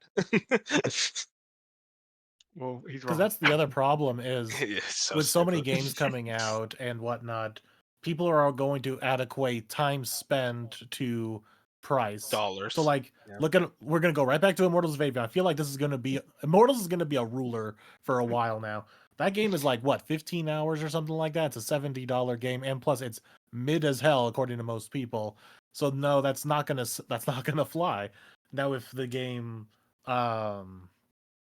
now granted, if it's still mid as hell and it's even longer, that's even worse. That just makes Yeah. that makes the experience worse. So it's this weird balancing act that you have to do with how much content are we putting in this game, but is our content even good in the first place, and is it worth the $70 investment for people? Because most people, I think, are of the mindset that they're just going to wait for the first big sale. You have to That's like tough. convince the audience that this is worth your time. I'm unthankful for the gamers that convince publishers that short games are bad. That's what I'm unthankful for. I'm unthankful for the Binkshes of the world who think that every game there should be a 65-hour No, JRPG, and if no. it's I not, think it's if you're bad. if you're gonna make a short game, make the game paced well. Unlike Spider-Man 2. I mean, hey, I actually kind of agree. Spider-Man 2, I think the pacing could have been. Like if tiny you're better. going for a shorter game, make sure it works. Don't do a shorter game and feel like there could have been more content. Like they're like don't better- make it feel like they're rushing through it. And also, like, I don't think all side content is bad. I think Spider-Man 2, another issue I had with it was that there was just not enough side content for me personally. But also, maybe I am that gamer that Fusion hates. I don't know. But like, I'm with you that I really hate how Ubisoft really put this trend into motion because Far Cry 3 did so well. And then Far Cry 4 did so well. And then they switched Assassin's Creed to basically being like that. And it did so well. So, like, okay, it's clear what people want. They want bigger, more open games with more stuff to do. Even if that stuff is completely meaningless, they want that stuff to do. And they like, this was a big thing with like franchises transitioning to open world. 2015 was that year because one major franchise and the one up and coming franchise both shifted to open world with very big results. Metal Gear Solid 5 and Witcher 3. Say what you want about Metal Gear Solid 5 story, but at the end of the day, that game sold extremely well. And Witcher 3, that took a franchise that was just like kind of this weird dorky PC game like that people liked, but like not enough people talked about, to being one of the game of the year for the TGAs that year. People fucking love Witcher 3. So it's kind of crazy to look like you see those things, publishers look at that and they're like, oh, open world works, bigger worlds work, and we go bigger and bigger and bigger. I mean, and you see a lot of developers. History is kind of repeating itself with Baldur's Gate 3 right now. That is a massive game. Yeah, and Starfield is a massive game, but that didn't work. But actually, I say it didn't work. 6 million players on Game Pass, biggest Bethesda launch ever. Apparently, these bigger games seem to work, but also it's like people are kind of getting sick of it. It's like two different sides. It's like, I don't know. Gamers need to start agreeing on stuff. I guess like I'm not against long games. I'm playing Cyberpunk right now, and it's a pretty long game. I don't need every That's not long game. at all. I don't need every game to be like, especially when like I've seen like indie publishers come out and they like brag about their 30-hour game. I'm like, dude, I don't know if you when got. Dying Light 2 came out and bragged for like over 500 hours That of was content so or something. I'm like, funny. I don't Oh know if my you got God. 30-hour budget, buddy. Like, come on, let's calm it down. Like, we don't need. I mean, like, I love when a nice 7 to 10-hour game just comes out of nowhere and it's just like, wow, this game, like a Hi-Fi Rush. Hi-Fi I Rush, love when a yep. Hi-Fi Rush comes out and it's like, wow, this is a 10-hour video game that is awesome and it doesn't overstay its welcome. And it for pound goes against these 100-hour video games and it's better than it. And it's just like that's an awesome story when that happens. When you can see they spent those 10 hours and crafted everything down to every detail. When the 100-hour game was just like, we want to just push as much content into this game. We don't care how good it is, what the quality is, how bug free it is. We just want to do it. That's when I get my issue, and I feel like we're getting to a point where, granted, we had a lot of 2023 games, but we're getting to a point where like a lot of these franchises, it's getting longer and longer to get that next title because it always has to be bigger. If your sequel's not bigger, it's automatically like you failed. Like if Horizon Forbidden West wasn't bigger than Horizon Zero Dawn, there'd be complaints. If God of War Ragnarok wasn't bigger than God of War 2018, there'd be complaints. It's like if your sequel is not bigger than the game that you released 5 years prior, then people will be like, what aren't you doing? Like what happened? It happened with the Spider-Man game. When Insomniac announced it's around the same time like as Spider-Man 2018, People are they're about mad. the same play time. People were upset. They're like, we waited 5 years and this game's not even longer than the last one. Oh my gosh, like it's okay. Like we're fine. I mean, a big thing with that is Super Smash Brothers Ultimate. That game is so big and so filled with content. It's so it's so beautiful. Man, I love that game to death. That it's Banger. like, where do you go next? Like, where do you go next? Like, you can't go anywhere next. You're either gonna have to repackage Super Smash Brothers Ultimate again and call it like Deluxe and maybe add a couple new characters, or what everyone else is saying, just do a full reboot and make it back to like maybe the original 12 or like 30 characters. And like that's kind of a crazy thing where you're either going at a situation where you go bigger or you completely reset, which is extremely risky to do. To take a franchise, a game that sold 30 million copies, and saying with the next game, oh, we're not actually going to go bigger, we're going to completely reset. Will the general public be happy with that? Who knows? No, And that's kind no. of the thing. No, exactly. Like that's the thing. We don't know if it works. And then there's some situations where you do the reboot, but like the reboot is bigger. Like you look at God of War 3 to God of War 2018. 2018 is a much bigger game than God of War 3.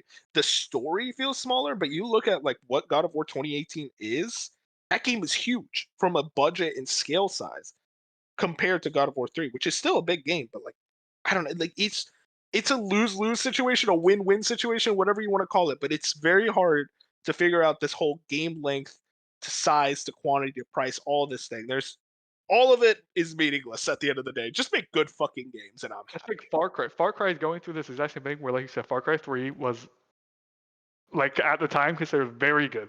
Far Cry Oh, it's still 4 good. came out. Yeah. It was bigger, considered pretty good. Far Cry 5 came out, even bigger. People were a little less on it. Far Cry 6 came out, Yep. somehow even bigger. People were even like, but now they're thinking of Far Cry 7 and they're talking about internal reboots. They're like, well, now we have to reboot. Like they have to reboot the Yep. franchise because they're like, we can't get bigger than Far Cry 6 for one. And no one wants a bigger Far Cry 6. So now Far Cry, now Ubisoft's like, okay, what do we have to do? We have to add this, or we have to go to this. And who knows if the reboot does well? Like the reboot could come Yeah. out, and then you're gonna be like, well, this isn't Far Cry. Like we've been used to the Far Cry formula for 10 plus years. Like what is this? Like I mean, they you're changed the stuck Far at a Cry. crossroads. They changed Far Cry formula for 6 and added RPG stuff, and people like me fucking hated it. Like that kind of goes to show it's very hard to change stuff that is pre-established, even though we want change. It's a It's that whole SpongeBob meme of like, I don't want pistachio ice cream. Then why did you ask for it? yeah. So we Uh, have to figure out a comment. I just don't want because I think, and I could be in over my head, but I think this also goes somehow ties into the layoffs. Like that's one thing we should. Everyone here should be unthankful for the layoffs of 2023. yeah, And for it feels sure. like Yeah. so many franchises, so many companies, so many publishers are like, hey, we want to make the biggest games possible. We're going to hire Immortals a of million Aveum. people, and then once our game goes out there and it's not sustainable and it's massive, we can't pay these people, and now you're leaving. Like now we have to get rid of you. And like, imagine if there were just a bunch of teams that were working on double A or smaller games at once, and they could actually like work together and craft on the project, and it could go out the door, be successful, and then they can stay together and move to the next thing. And it doesn't always have to be massive. It doesn't have to be some massive experience where you're like, well, next thing you know, our Immortals of Aveum had, I don't know how many people worked on it, but they've had like 800 people It was like working on this 100. game. Like, yeah, 100 people, and then they're like, well, this game, blah, it wasn't very good. So now 60 of the 100 have to go somewhere else because we've had 100 people make this game that we thought was going to be very well. And that's just more of those. That's not even a giant game. Think of Baldur's Gate, for example, how massive that game is. If it was a colossal fail, like how many people at layering would be like, well, Oh my god. this sucks. Like we spent 7 years making this game. It's gigantic. It's not good. Half the studio's going under. You know what I mean? Because these games are so big and so massive, they're not sustainable if you're not a Baldur's Gate, or if you're not a Zelda, or if you're not a Witcher, or if you're not at the top of the food chain with these giant games. If you're a Dying Light 2, which is a $500 game and mid, you're not in a great spot as the company usually. It wasn't 500 hours though. I don't know how long it was, but I always stayed as welcome when I played it. So It's just it's what you were saying. It's like these develop, like we talked about this a lot. These developers want bigger and bigger games, and if those bigger and bigger and bigger games don't make 5 million sales in the first week, guess what? You're off. Like everyone is out of the studio. And these publishers think it's as simple as like, oh, Spider-Man did it. It's like, okay, well, Spider-Man is an established IP. It is like it has Sony's backing. It is an Insomniac, which is a very proven developer, over 25 years of proving themselves to be one of the best in the business. And you're just an up and coming IP with Immortals of Aveum. I feel bad. We keep dogging on it, but like still, you're That's a what I said. brand. It's going to become a ruler of so many things. Yeah, it's a brand new IP. No, like this is the studio's first game, and like you're releasing it next to Armored Core 6, a From Software game, and Starfield, a Bethesda game, and you're expecting it to sell insanely well. No, it's not. That's And you're not how selling it for this works. $70. And you're selling it for 70. You have to adjust your margins. You have to just go get an accountant and figure out, okay, maybe we could figure this out to actually make these games sell better, because clearly this is not fucking working. Yeah, it's my one fear. 2023 has been awesome, but my one fear for the future is this just continues of a pace where like just let more studios work on that 10-hour, 15-hour game that doesn't have a sky-high budget and they don't have sky-high expectations, so they can continue to work on games. Because once you put that impossible reach of, hey, we have to hit this number, and it's impossible, and you're making a 60-hour video game that's just not very good, you're not going to reach the number, and next you know, you're laying off half your company. Like, we don't, and we're seeing it over and over and over and over again. And it doesn't seem like it's going to stop. I forget who said it, but the mindset of a lot of companies, now obviously not everyone, because there are still some companies that make, the 20-hour play through once kind of game, but the majority of them, and this was kind of going back to all the live service stuff, is like, why when Fortnite exists, Call of Duty exists, why are other companies making all these other live service games? Because they want to be that company. Everyone wants your time.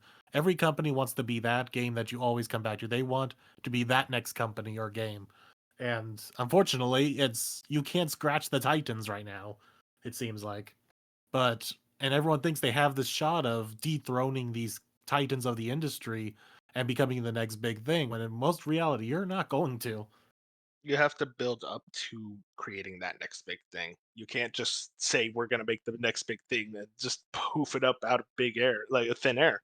You have to actually have a vision and understanding. You have to have a team that's experienced and knows this industry. Epic Games with Fortnite, like Battle Royale was very much like a kind of the thing they just thought up of, like seeing the success of PUBG. Epic Games has been around since the 90s. They are an extremely experienced developer, especially with multiplayer games with Unreal Tournament. They have an engine. Of course Fortnite was going to do well. They are very smart developers. Bungie, we give them shit. They've been around since the 90s as well. They're an experienced developer. They know what they're doing up until recently, but still very much like in the case, that's how Destiny did well, like, or at least eventually did well, because Destiny 1 at launch. But even then, experience is very important. You do not go to this Joe Schmo studio who's like, we want to make a video game. Just go, okay, make it a live service game and it will sell 5 million copies. Like, no, that's not how it fucking works. But of course, going back to Immortals of Aveum, they did try to make their just 15, 20-hour game, and it still didn't work. Yep. Yeah.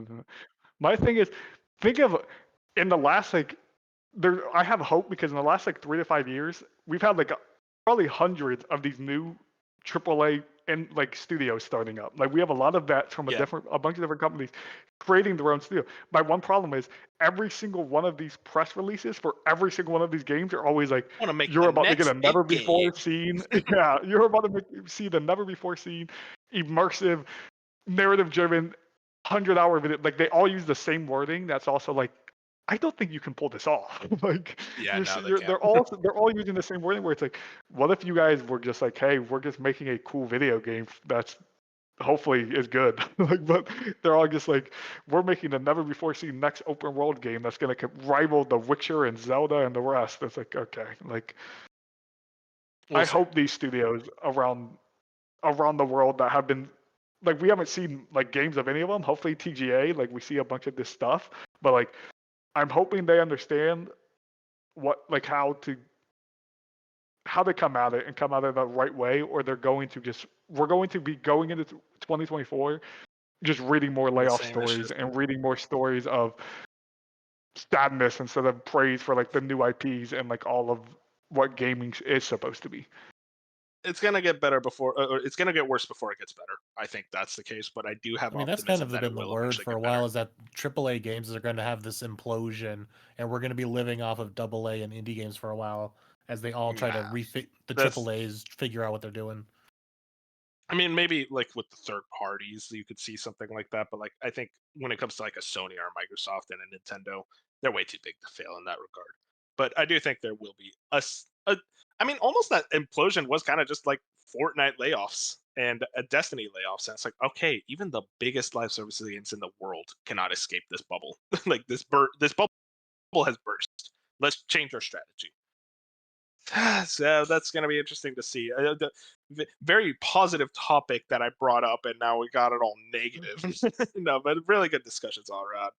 Moon, I forgot. I skipped your most you're thankful for and you're unthankful for. Do you have a quick ones? I'm just gonna echo what a lot of others said, but I think I'll add on, at least for the most part. Not obviously every game. We still have some games like what we were talking about with Dying Light 2, putting in like 500. But I think for the most part, I think a lot of games have figured out like their size. We don't have too much bloat in a lot of games now, at least to what they used to be. I think there used to be a real bloat problem, and obviously there are still games coming out with bloat problems and filler. But I think for the most part, it's sell it off. So I'm thankful for that. We're beyond that. You haven't played an Assassin's Creed game, man. Yeah, that's the other thing. Maybe I just haven't been playing the games that are like the worst offenders. They're still there, but not nearly as like prominent as I feel like maybe a couple years back. Like I think this year was actually a bit better about like let's get some smaller games in Like there. games know what they want to be in, and then they're that. Exactly. One last thing, if I can jump in real quick, about Assassin's Creed is a great example of they made Mirage, this 15-hour game, and no one cares. Like, no, people are. That's the no, thing. they care when they really can just freely write it in the comments. Oh, this is a good idea, but then they don't buy it. that's what I mean. No one has bought it because I think people like buy it. I mean, they will, but they're not. They're not. Valhalla sold billions. I'm talking about. Yeah, It's that's not one of good. the most sold Valhalla video games. does now. Like Mirage is not going. My fear is, and look at Mirage. Even Mirage reviewed worse than all these open world Assassin's Creed games. Like that was crazy. Reading the reviews, it was literally just like it feels too much like an old Assassin's Creed exactly. game. What you wanted. That's my problem. Is like, we'll ask for these things, they deliver these things to us, and then we'll be like, never mind. And we're like, okay, like Going right back to that SpongeBob meme. How do publishers go win? back to what you were doing before. Yeah, it's a shame, honestly. Change the positive thing that Moon said into a negative thing. God bless. I fully said that there are still outliers out there. Oh yeah. Do you have a quick unthankful for Moon, or did you pretty much nail it with all of the whining about live service? I think our last 20-minute conversation kind of nailed all of it. Yeah, I think we're ready to move on. I do want to do a quick little Black Friday hauls. If you guys want to do something, Bench, I'll let you go first. I picked up Shadow of War, Shadow of Mordor, and a soundbar. Bro went crazy. He's rich, honestly. He's richer than all of us. Bro said, that all because of the Wonder Woman game. That you bought that because of the licensed game. No, I bought it because I had the Nemesis system explained to me, and that sounds cool. Yeah, because you learned about it because of the Wonder Woman game. Listen. Who I want explained you guys to know. He was the one. I want you guys to know. I want you guys to know. No, I didn't. What? I never even played those games. I want you to know. Bench was the one who brought up this Black Friday topic, and this motherfucker says, "Yeah, I bought 2 games and a soundbar." It's just I was gonna end it there. Like, okay, cool. I'm gonna buy GTA in a few days. The trilogy. Okay, good boy. okay. Good boy. Maybe 5 if I want to spend money. It's like $20. You can easily spend. I think it's $10 right now. Well, together it's 10. I mean, together it's 50. 50 together. Me, I bought an OLED. I'm joining the OLED gang. I'm very excited. I hear a lot of good things about OLED TVs, and I've seen them in action. They are very much like high quality. I'm still debating what the first game I want to launch on it is. Fusion kind of got me like interested in the idea. No, I can't. That's too big of a game. Red Dead would not look as good. Hi-Fi Rush. I want to do like a PS5 native game. I'm thinking either can I speak?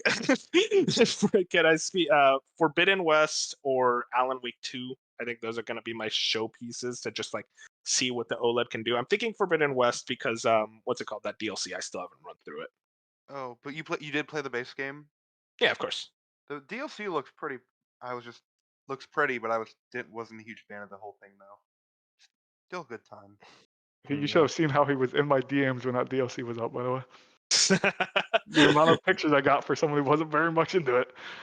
Yeah, really. I've said I haven't been into it before. That's what I mean. Man's a liar. Man's a liar.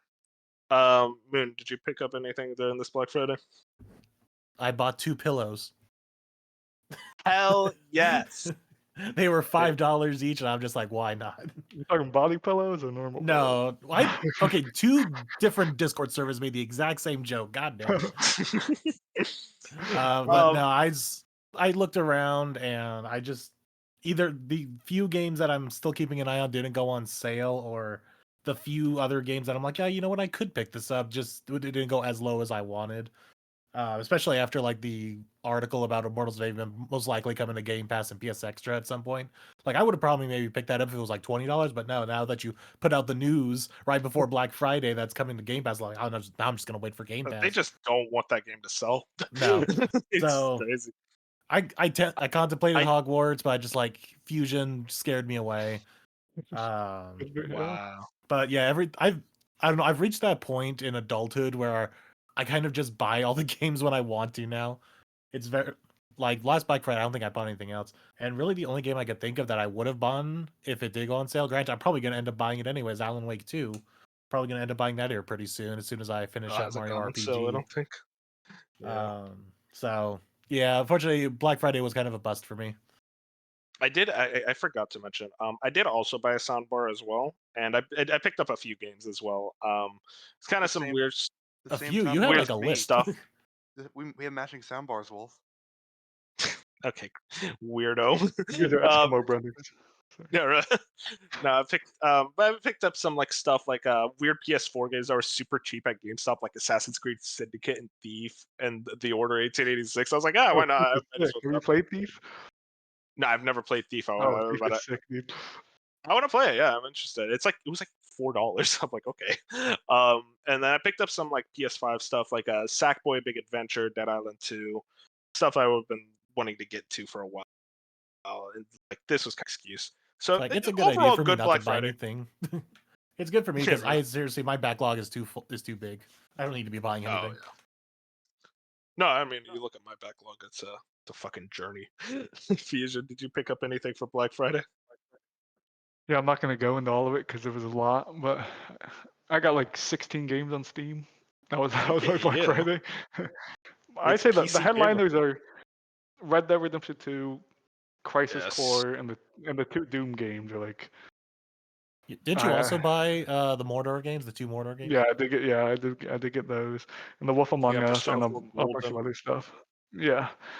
So like that was basically where all my I got an Xbox controller for the PC. That was on sale for like $40, which I thought that was a pretty good price compared to what they no $30. It was $30. Yeah, controller like, price. like This is what DualSense, I Friday can't believe DualSense is like $80. Like retail, a Yeah. DualSense is like $75 or something crazy. It's fucking. So like I was like, ridiculous. only because I hear it makes sense that the Xbox controller natively works better on the PC because like it's Xbox, Microsoft, Windows. My Of course. DualSense right now, I can use it fine, but it has to be plugged in. And it's like I want, so I had bought a 15 feet USB-C cord, and I'm like, well, Ew. this is fine, but like it's That kind of is so annoying. I wish I could just like, exactly. So I wish I could just lay back and use my controller. So I'm like, well, hopefully the You Xbox can- controller, I can just wirelessly use it. You might want to talk to some tech people. I'm pretty sure you could pretty easily get the DualSense to work on PC. Call him Yeah, the Bop. It's probably I've YouTubed this. I had it working for like a minute, but there's more loopholes with the DualSense than genuinely the Xbox controller. You just connect it because it's Windows. Like it's as easy as that. Yeah. The DualSense you have to go through like all these files and do all this extra crap, which is just annoying. Which I'm like, for $30, if it's gonna save me a headache, I might as well. Like I don't mind the Xbox controller. Like it's a good controller. The Series X controller is a good controller. Yeah, I get it. I also prefer the DualSense. Yeah. Dark, did you buy anything, or are you still broke? I'm kidding. No, I very Broke much boy. am. I didn't really buy shit. I thought you got Steam Deck Thanks, by the way. accessories. Yeah, I did, but like the thing with that is like none of them were actually part of the sale. It was just like full price. No. So yeah, Wait, so you bought the Steam Deck? I don't know, not yet. I just bought some accessories for it, but none of the accessories were like on sale. Oh, okay. Oh, okay. So he just spent money. Pretty much. Robot spent money. I mean, Part of the granted, I season. haven't. Has there been good like physical PS5 game, Moon, other than like the ones you named? Was there any where it's like these are good, like that I would want to add to the collection? Because last year it was that thing where there was a lot of good PS5 games that I could add to my shelf, but this year I feel like there hasn't been too many Yeah. games on sale. It's Physical funny, like I PS5 literally games this walked year up and down the aisles of my Walmart and just be like, "What came out this year that I didn't buy?" And there was like literally nothing that I was into. I So will say I was very close to buying the Metal Gear Solid collection, but it was $40. I'm waiting till it's 30. Hey, I bought the food scale. That was off. That was like Hell 50% yeah! off. So, I mean, Wait, if we you want to got talk games, I bought my brother his Christmas gift. I bought him Sonic Superstars because he's a Sonic hell nerd. yes. nice. Was So I technically Yeah, did buy a no. game. I mean, gift shopping is also a very big thing. So I celebrate Christmas, so no gift shopping Yeah. for me. Haters, Santa haters. I am a Muslim lover. That's I why. know. Yeah. So Muslim Santa. When does Muslim Santa fly around? Honestly, that's around Eid. You're gonna have to wait for that. But that's everything in terms of our topic. Very fun topic. Very wholesome vibes. Now let's talk about what we've been playing. Moon, I want to start with you actually, because you finished one of your big games this year. Yeah, I finished Persona 5 Tactica. I literally played since I woke up to when I went to bed last night. It was a good 14 hours or so of just straight playing that game, and I finished it at You like played 1 a.m. 14 last night. hours? Yeah, it was close to that because let's see, I woke up around 9:30ish. Probably started playing around 10:30, and I was pretty much playing the entire time. The only time I stopped was when to actually eat Thanksgiving dinner, and that only took like maybe 45 minutes. So I stopped around that. Bro, you need to do that more often. You'd be. I know it felt good, but I also felt like crap at the same time. Like, what am I doing with my life? I had one of those moments. And then it got to like 11 o'clock at night, and I'm just like, I know I'm at the end. Like, I just need to push through, because I was this close to just stopping, especially once I failed one mission. But I pushed through and I got it done and I beat it, and it was a good time. I finished Persona 5 Tactica at probably just under 30 hours. Was that like a lot of side stuff? I don't know how that game No, works. there is no side. I mean, there are side missions, but I think I did maybe like 2 of them. How long to beat has main It's story missions. 17 and a half? Yeah, I'm trying to figure that out. Like, I did not do any side content, so I don't know how unless you're skipping cutscenes, I don't know how you do that. Skipping cutscenes. The game does not cutscene heavy. So like people were just did you die a lot? No, I think I've died maybe twice. Maybe So your timer's wrong or something. I don't know. I don't know. The in-game timer is really good. Because I also beat it as well. I beat it around like. Okay, I don't count because I beat it around 20 hours. Interesting. Is that completionist is 34 on how long to beat? Were you close to a completionist? Like, did you have a lot of? Yeah, I'm Interesting. only missing like 10 achievements out of 30. But still, it's like the ones that I'm missing would take a lot more time. Like, there's a money achievement, like get 666,000 yen or whatever. I think you have to craft Centennial as an achievement. Yeah, there's also a lot of crafting you have to do. So Yeah, Centennial is gonna take fucking forever to build. So I don't know. I would have maybe I just don't know. But I had a good time with it. I don't know. Maybe I'm just riding the high of it, but I think I am calling it my game of the year right now. My man said, "Oh yeah, I had a pretty good time." It's my game. That's crazy to me. Hey, I respect the pick. Persona bias goes crazy. What I was hearing from the game, like from everyone, like I heard it was a good game, but like I didn't see anyone like praise it that high. So that's good to know that like it hit for you. This story did get because here's this journey I went on when I was about a little more than halfway, because there's 4 what they call kingdoms in the game that you have to clear. I was just about finishing the second one, and like the story was starting to envelop. I'm like, okay, I kind of see where the game's going with the story and everything.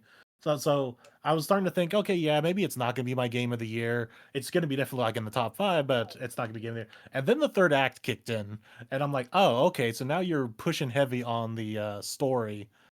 And I'm like, okay. And once the story all finally wrapped up, I'm like, okay, fine. You get the game of the year. You beat Spider-Man in the story department. And I mostly base my games on the story department more than That's what I'm gameplay talking itself. about. Oh my god, I hate this fucking podcast.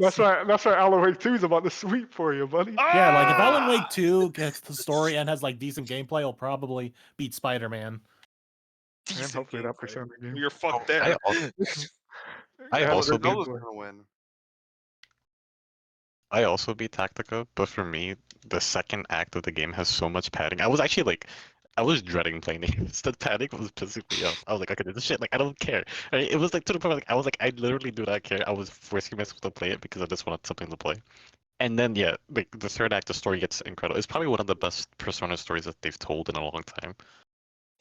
And if What is Persona this 6 game? has this writing, it'll be really good. But they had so much padding to get to that part. It was just like, what the fuck? Yes, Especially that's in what I the was third saying. Like act, when I was too. getting through the Towards second, the I'm like, end, I was like seeing, yeah, okay, I see what you're doing, and it's good and all, and then yeah, the third act kicked in. the last, like, I want to say 6 to 7 missions did not need to exist in the game. Oh no, that's They're probably purely also filler. that's what the last like just chunk of that game, last 2 hours or so, knocked me from like a 9 to like an 8.5 because it was a dumb boss rush of all the past bosses. Ooh, boss Like, rush. you, Oh. you Love get a boss rushes. you get a cutscene where it's like, okay, this is like the final boss, and then you have like 8 levels of boss rush for no reason. I was like, what the fuck is this? Yeah, that was some bad padding at the very end there. So like you Interesting rated it game. lower than Spider-Man, but it's higher on your Game of the Year list, huh? That's crazy. Yeah, I don't know. That's Maybe I'll do some shuffling around the end of the year, but He's like, I'm definitely you off. weren't supposed to remember what I gave Spider-Man. Like I'm what was I gonna say? I forgot what I was gonna say. You Something doing about this train of Spider-Man. thought, I'm Fusion? sorry. No. You said you were gonna reshuffle or something in your list. Yeah, I'm most likely he gonna reshuffle, but the pacing of Spider-Man and I don't want to like the Spider-Man combat's incredible, but it's just more Spider-Man 2018, so I kind of have to knock it a little bit for that. So I think that's what's kind of knocking it down. I mean, what do you break what's already broken though? You know? Yeah, I know that's Like, that's the quantum conundrum. I do want Bench, to say I Tactica in wanna terms go. of Oh, go ahead. my bad. Yeah, in terms of actually tactics gameplay, Tactica was they had a lot of really cool things, and it really works well with the Persona format. It's just really easy. Yeah. Like I play a lot of tactics games. I breezed through the game. Like I I was like, never okay. really had too much trouble. The 2 times that I died were just some bad RNG and me making a bad choice. You know what's really funny though, and only people who played the game and Dark are gonna understand what I'm about to say. But so a part of the boss rush when you're fighting Yoshiki again, you know how it's all elevator puzzles? I hate that. They changed it in It the was second part too. terrible. I hated the elevator puzzles so much and the door switches. But during the boss rush of Yoshiki again, one of the enemies that throws enemies, he picked Yusuke up for me, threw him across the map and right to where the elevator was for me to shoot Yoshiki. I skipped that entire boss fight. It was hilarious. Just because of RNG. Fire Emblem Engaged was the end of the game had some really funky level design.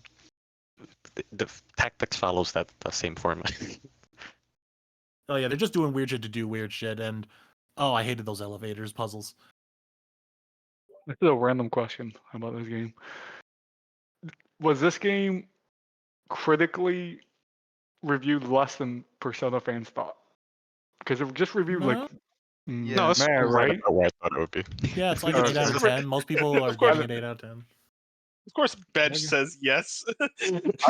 Because every Persona ever is like, obviously this is I mean, a I'm mainline talking- Persona, but I feel like everything around Persona is always like, this is God's giving grace to us. So I I don't was know. just I like, mean, The main- Strikers it's is a the fun main time, but line. there's also a lot to ridicule about Strikers. With the mainline titles, they always hit out the park with this, like the spin-off games and side stories.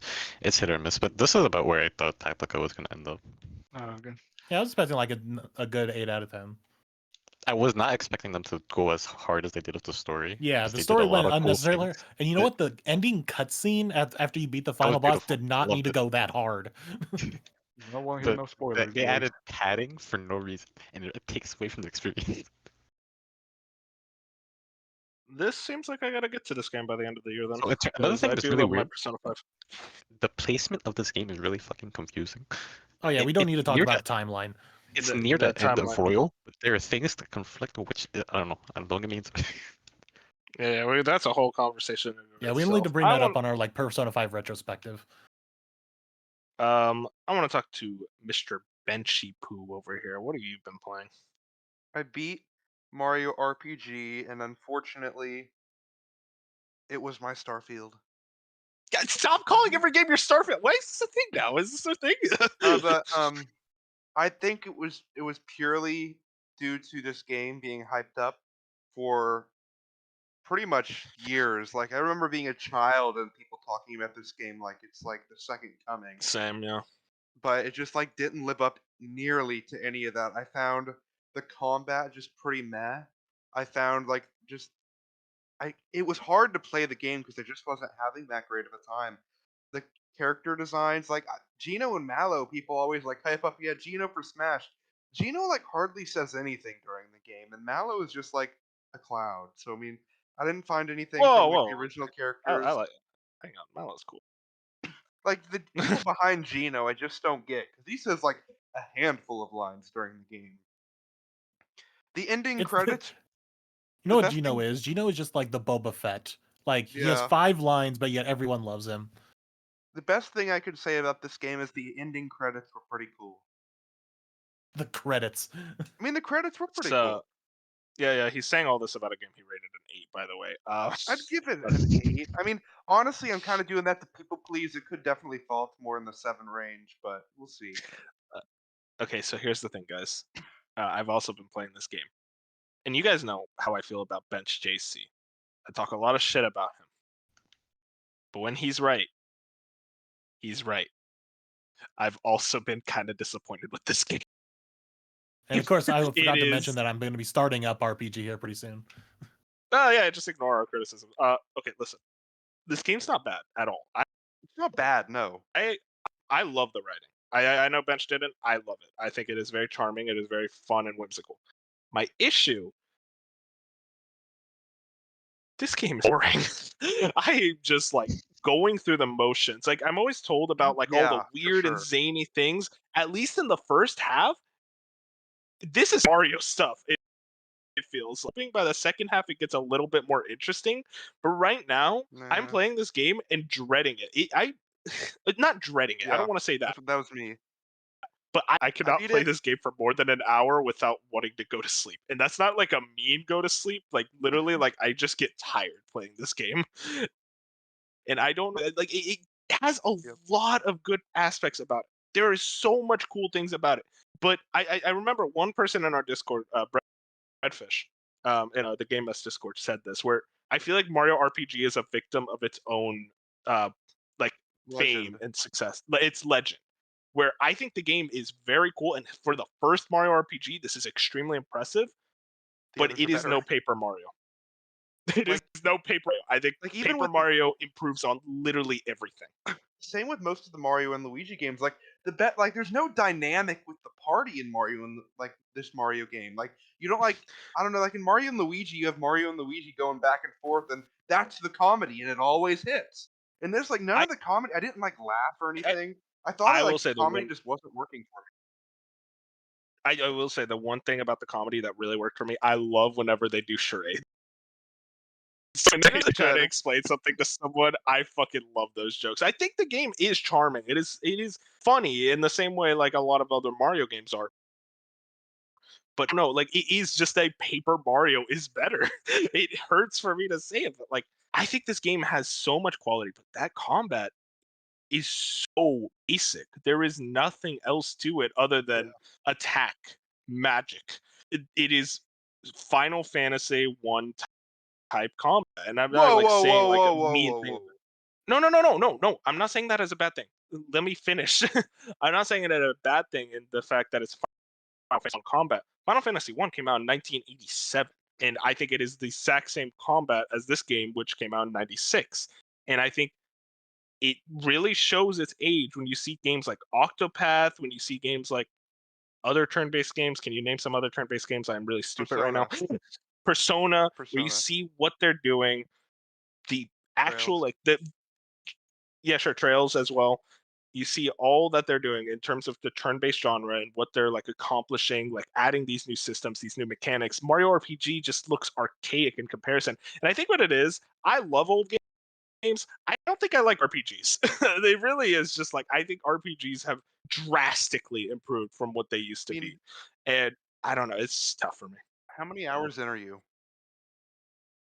I think like 'Cause this game, 4, this game took me 3 or 9 4. hours to beat. Sure, I was Close. rushing it, but I mean, like, I That's the bumped it thing. I'm down not to rushing. easy because I was dreading playing this game. Like, it was a chore. You Every both so were That point, dreading. just don't play it. Yeah. yeah. I Says don't want to say you. dread, but You no, s- no, no. just like What? I I couldn't play the game in such long sessions like I have been.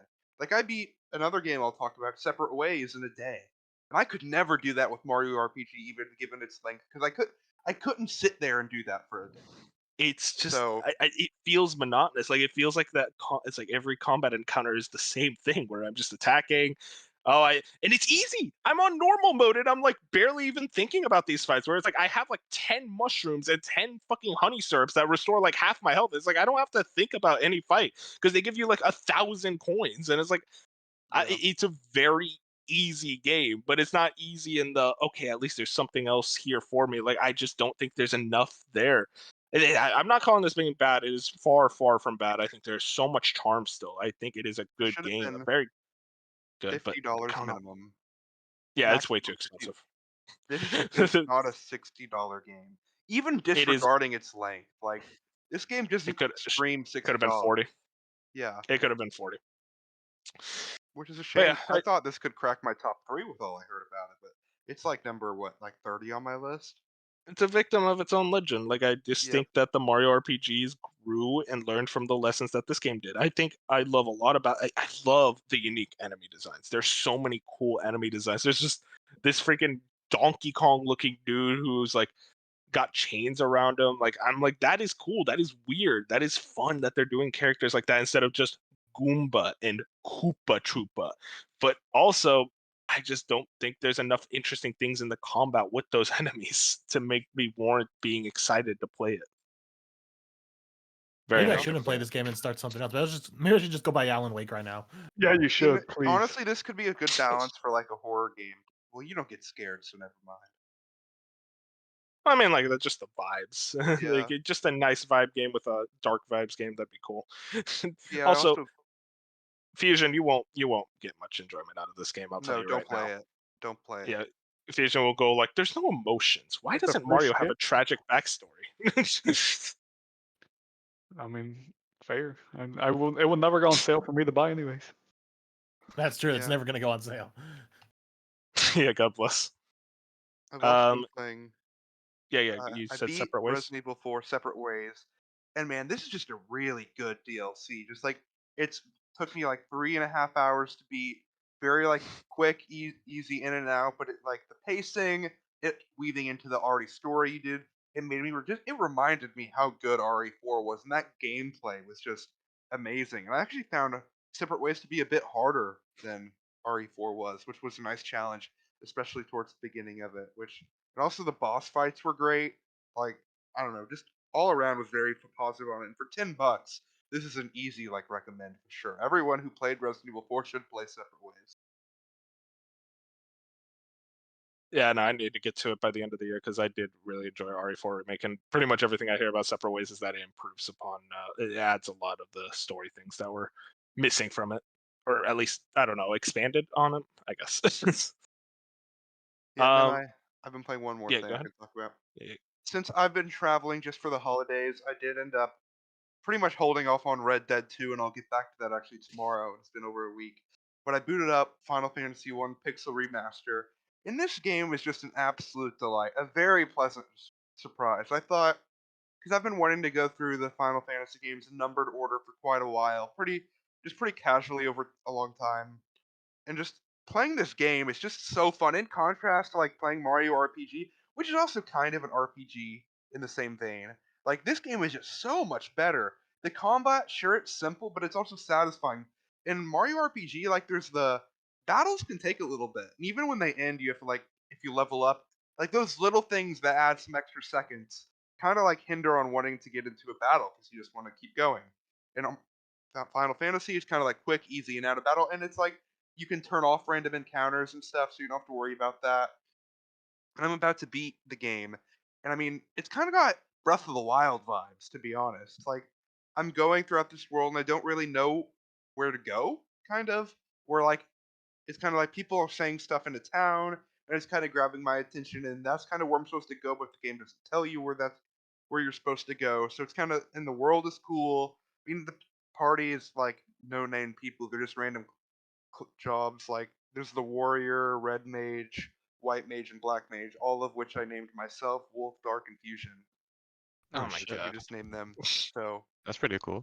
That's fucked up. Moon just getting listen, outed like that. listen. You can name characters in other Final Fantasy games. I'll continue to keep the trend.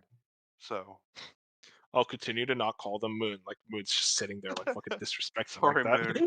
Moon. I mean, this could top my like top 15 of the year. Could stay there. And I mean, it's only Final Fantasy 1, and I hear like 4 and 6 are absolute delights. And just the pixel remasters quality is very good. Like they pretty much like reorchestrated like all of the music for these 6 games. And the first soundtrack is absolutely incredible. Like another thing, going back to Mario RPG. Sorry, Mario Oh my god. RPG. No, no, no, no, But no. You I've do heard not touch that soundtrack. You do not touch that Listen, soundtrack. That soundtrack is godlike. it's not bad. It's pretty great. However, Okay. I've been told this is like some of the greatest work in musical history of Mario RPG, and it's just not. Like Final Oh my god. Fantasy, What is I find what do you myself want it to humming do? these songs whenever during like Thanksgiving and stuff. And Mario RPG, I like none of that music clicked with me weirdly enough. Like it's not a soundtrack I'd Chorus? go. It's not a soundtrack I'd Oh, go and like download and rip on my phone. Like Final Fantasy 1, yeah, I can probably do that. But like I'm not gonna go through the trouble of doing that for Mario RPG. I'm not. You're not good enough to pirate. What the fuck? That's insane. The Mario RPG soundtrack is immaculate, and I love how you can. Motherfucker, I don't give a shit. No, you switch between the classic and the remix. That is awesome. I love doing that for every area. I think that is easily the best one. Like this, you're crazy, bro. Hate this guy. Freaking Final Fantasy fanboy over here wants to have an opinion on Mario RPG. Moving on. Dark, did you want to talk about anything other than Tactica, or did you have anything Oh. else? I went through Borderlands 2 for like 5 billionth time. Let me tell you, if you guys haven't played Borderlands 2, the jump from 1 to 2 is insane. I don't know what it is about this game. Nostalgia is probably a big thing for me, but it also does hold up as one of the best looter shooters. It is so easy to go back to, and you always find fun shit to do. And the playthrough is not long. It'll take you like 8 to 12 hours to do a normal playthrough. So, I don't know. I was just in the mood for something good, and that's why I went to. Fantastic game if you haven't played it. Yeah, Borderlands is I love Borderlands too. Back in the day, though, I think I've tried to revisit that game like 5 times with friends, and we can never get past like the first city, like the major city. We're just I don't know, but what's it called? I do I do love that game. I think you were still saying some crazy things about Borderlands 3. Like I don't know what the fuck you were Borderlands talking 3 about. is a whole. If we do a retrospective on Borderlands, I'll go deeper into Borderlands 3. But in my opinion, and a lot of people's opinions I've talked to, Handsome Jack is a contender for the best villain in gaming. I think for me, it's between him and the Persona 5 Royal villain. I love Handsome Jack. I will give you that. The villain in Borderlands 3 is absolutely dog shit in comparison. We don't talk about those Borderlands 3 so twins. Oh. Yeah, that's an interesting thing in of itself. I think that's. I've been playing the GTA game. The GTA. Sorry, guys. I finished Vice City. I fucking love that game. Wolf found a way to talk about GTA again. God bless. God bless. It's never gonna end until But GTA 6 I'm comes out. sorry. Listen, okay. Legitimately though, like replaying Vice City, one gets me so much more excited for 6 because I am so excited to go back to this city, see it in a modern day sense. Because Vice City is such a phenomenal setting. And I remember beating Vice City and going like, this is a good game. Replaying it, I'm like, holy shit, this is actually just one of the best like Rockstar games still. Like it genuinely like improved upon everything that 3 did and made it bigger, better. I love the assets. I love the properties. Tommy Vercetti is such a good protagonist. It is a vibe game, and more than any other GTA game. Like I feel like the vibes of Vice City are immaculate, and the '80s music is so good. I always jump on V-Rock, and the fact that like just getting '80s music, I have a sucker for '80s music. It's like a big thing I'm into, and I love the fucking soundtrack in that game. And I also started up San Andreas. I told myself I wouldn't. I told myself I didn't play through San Andreas as well, but hey, guess what? I'm playing through San Andreas now, and yeah, that game's still the best one easily. But yeah, hopefully I won't talk GTA the next coming weeks. You know, maybe I don't like GTA anymore. Who knows? No, you're gonna end up making a meal prep about GTA 6 without any actual footage. Yeah, that's planned for next week. No, I'm kidding. No, we will wait until the trailer first. I think it'd actually be funny if you did make that video. Yeah, really. This could just be him by himself, solo podcasting. Oh yeah, 100%. But yeah, that's pretty much everything that we've been playing. And you're ready for outros. Yeah. So thanks for joining in on this episode of Actually, it felt like a real podcast, not just like a news podcast, but just like a podcast of how we just kind of just started talking about everything. So that was kind of nice. So hope you all guys enjoyed. For us fellow Americans, hope you had a good Thanksgiving. If you're not an American, hope you had a good Thursday. So we'll see you guys on the next week, on the next episode. And we got Slice of Anime coming out. And who knows, maybe we'll have another video coming out the next week or so of some other topic. But hope you all join in on anything that we put out. So make sure to like, comment, subscribe on the various platforms that we're on. And say good night, everyone. Good night. Good night, guys. Good night. Good night, gang.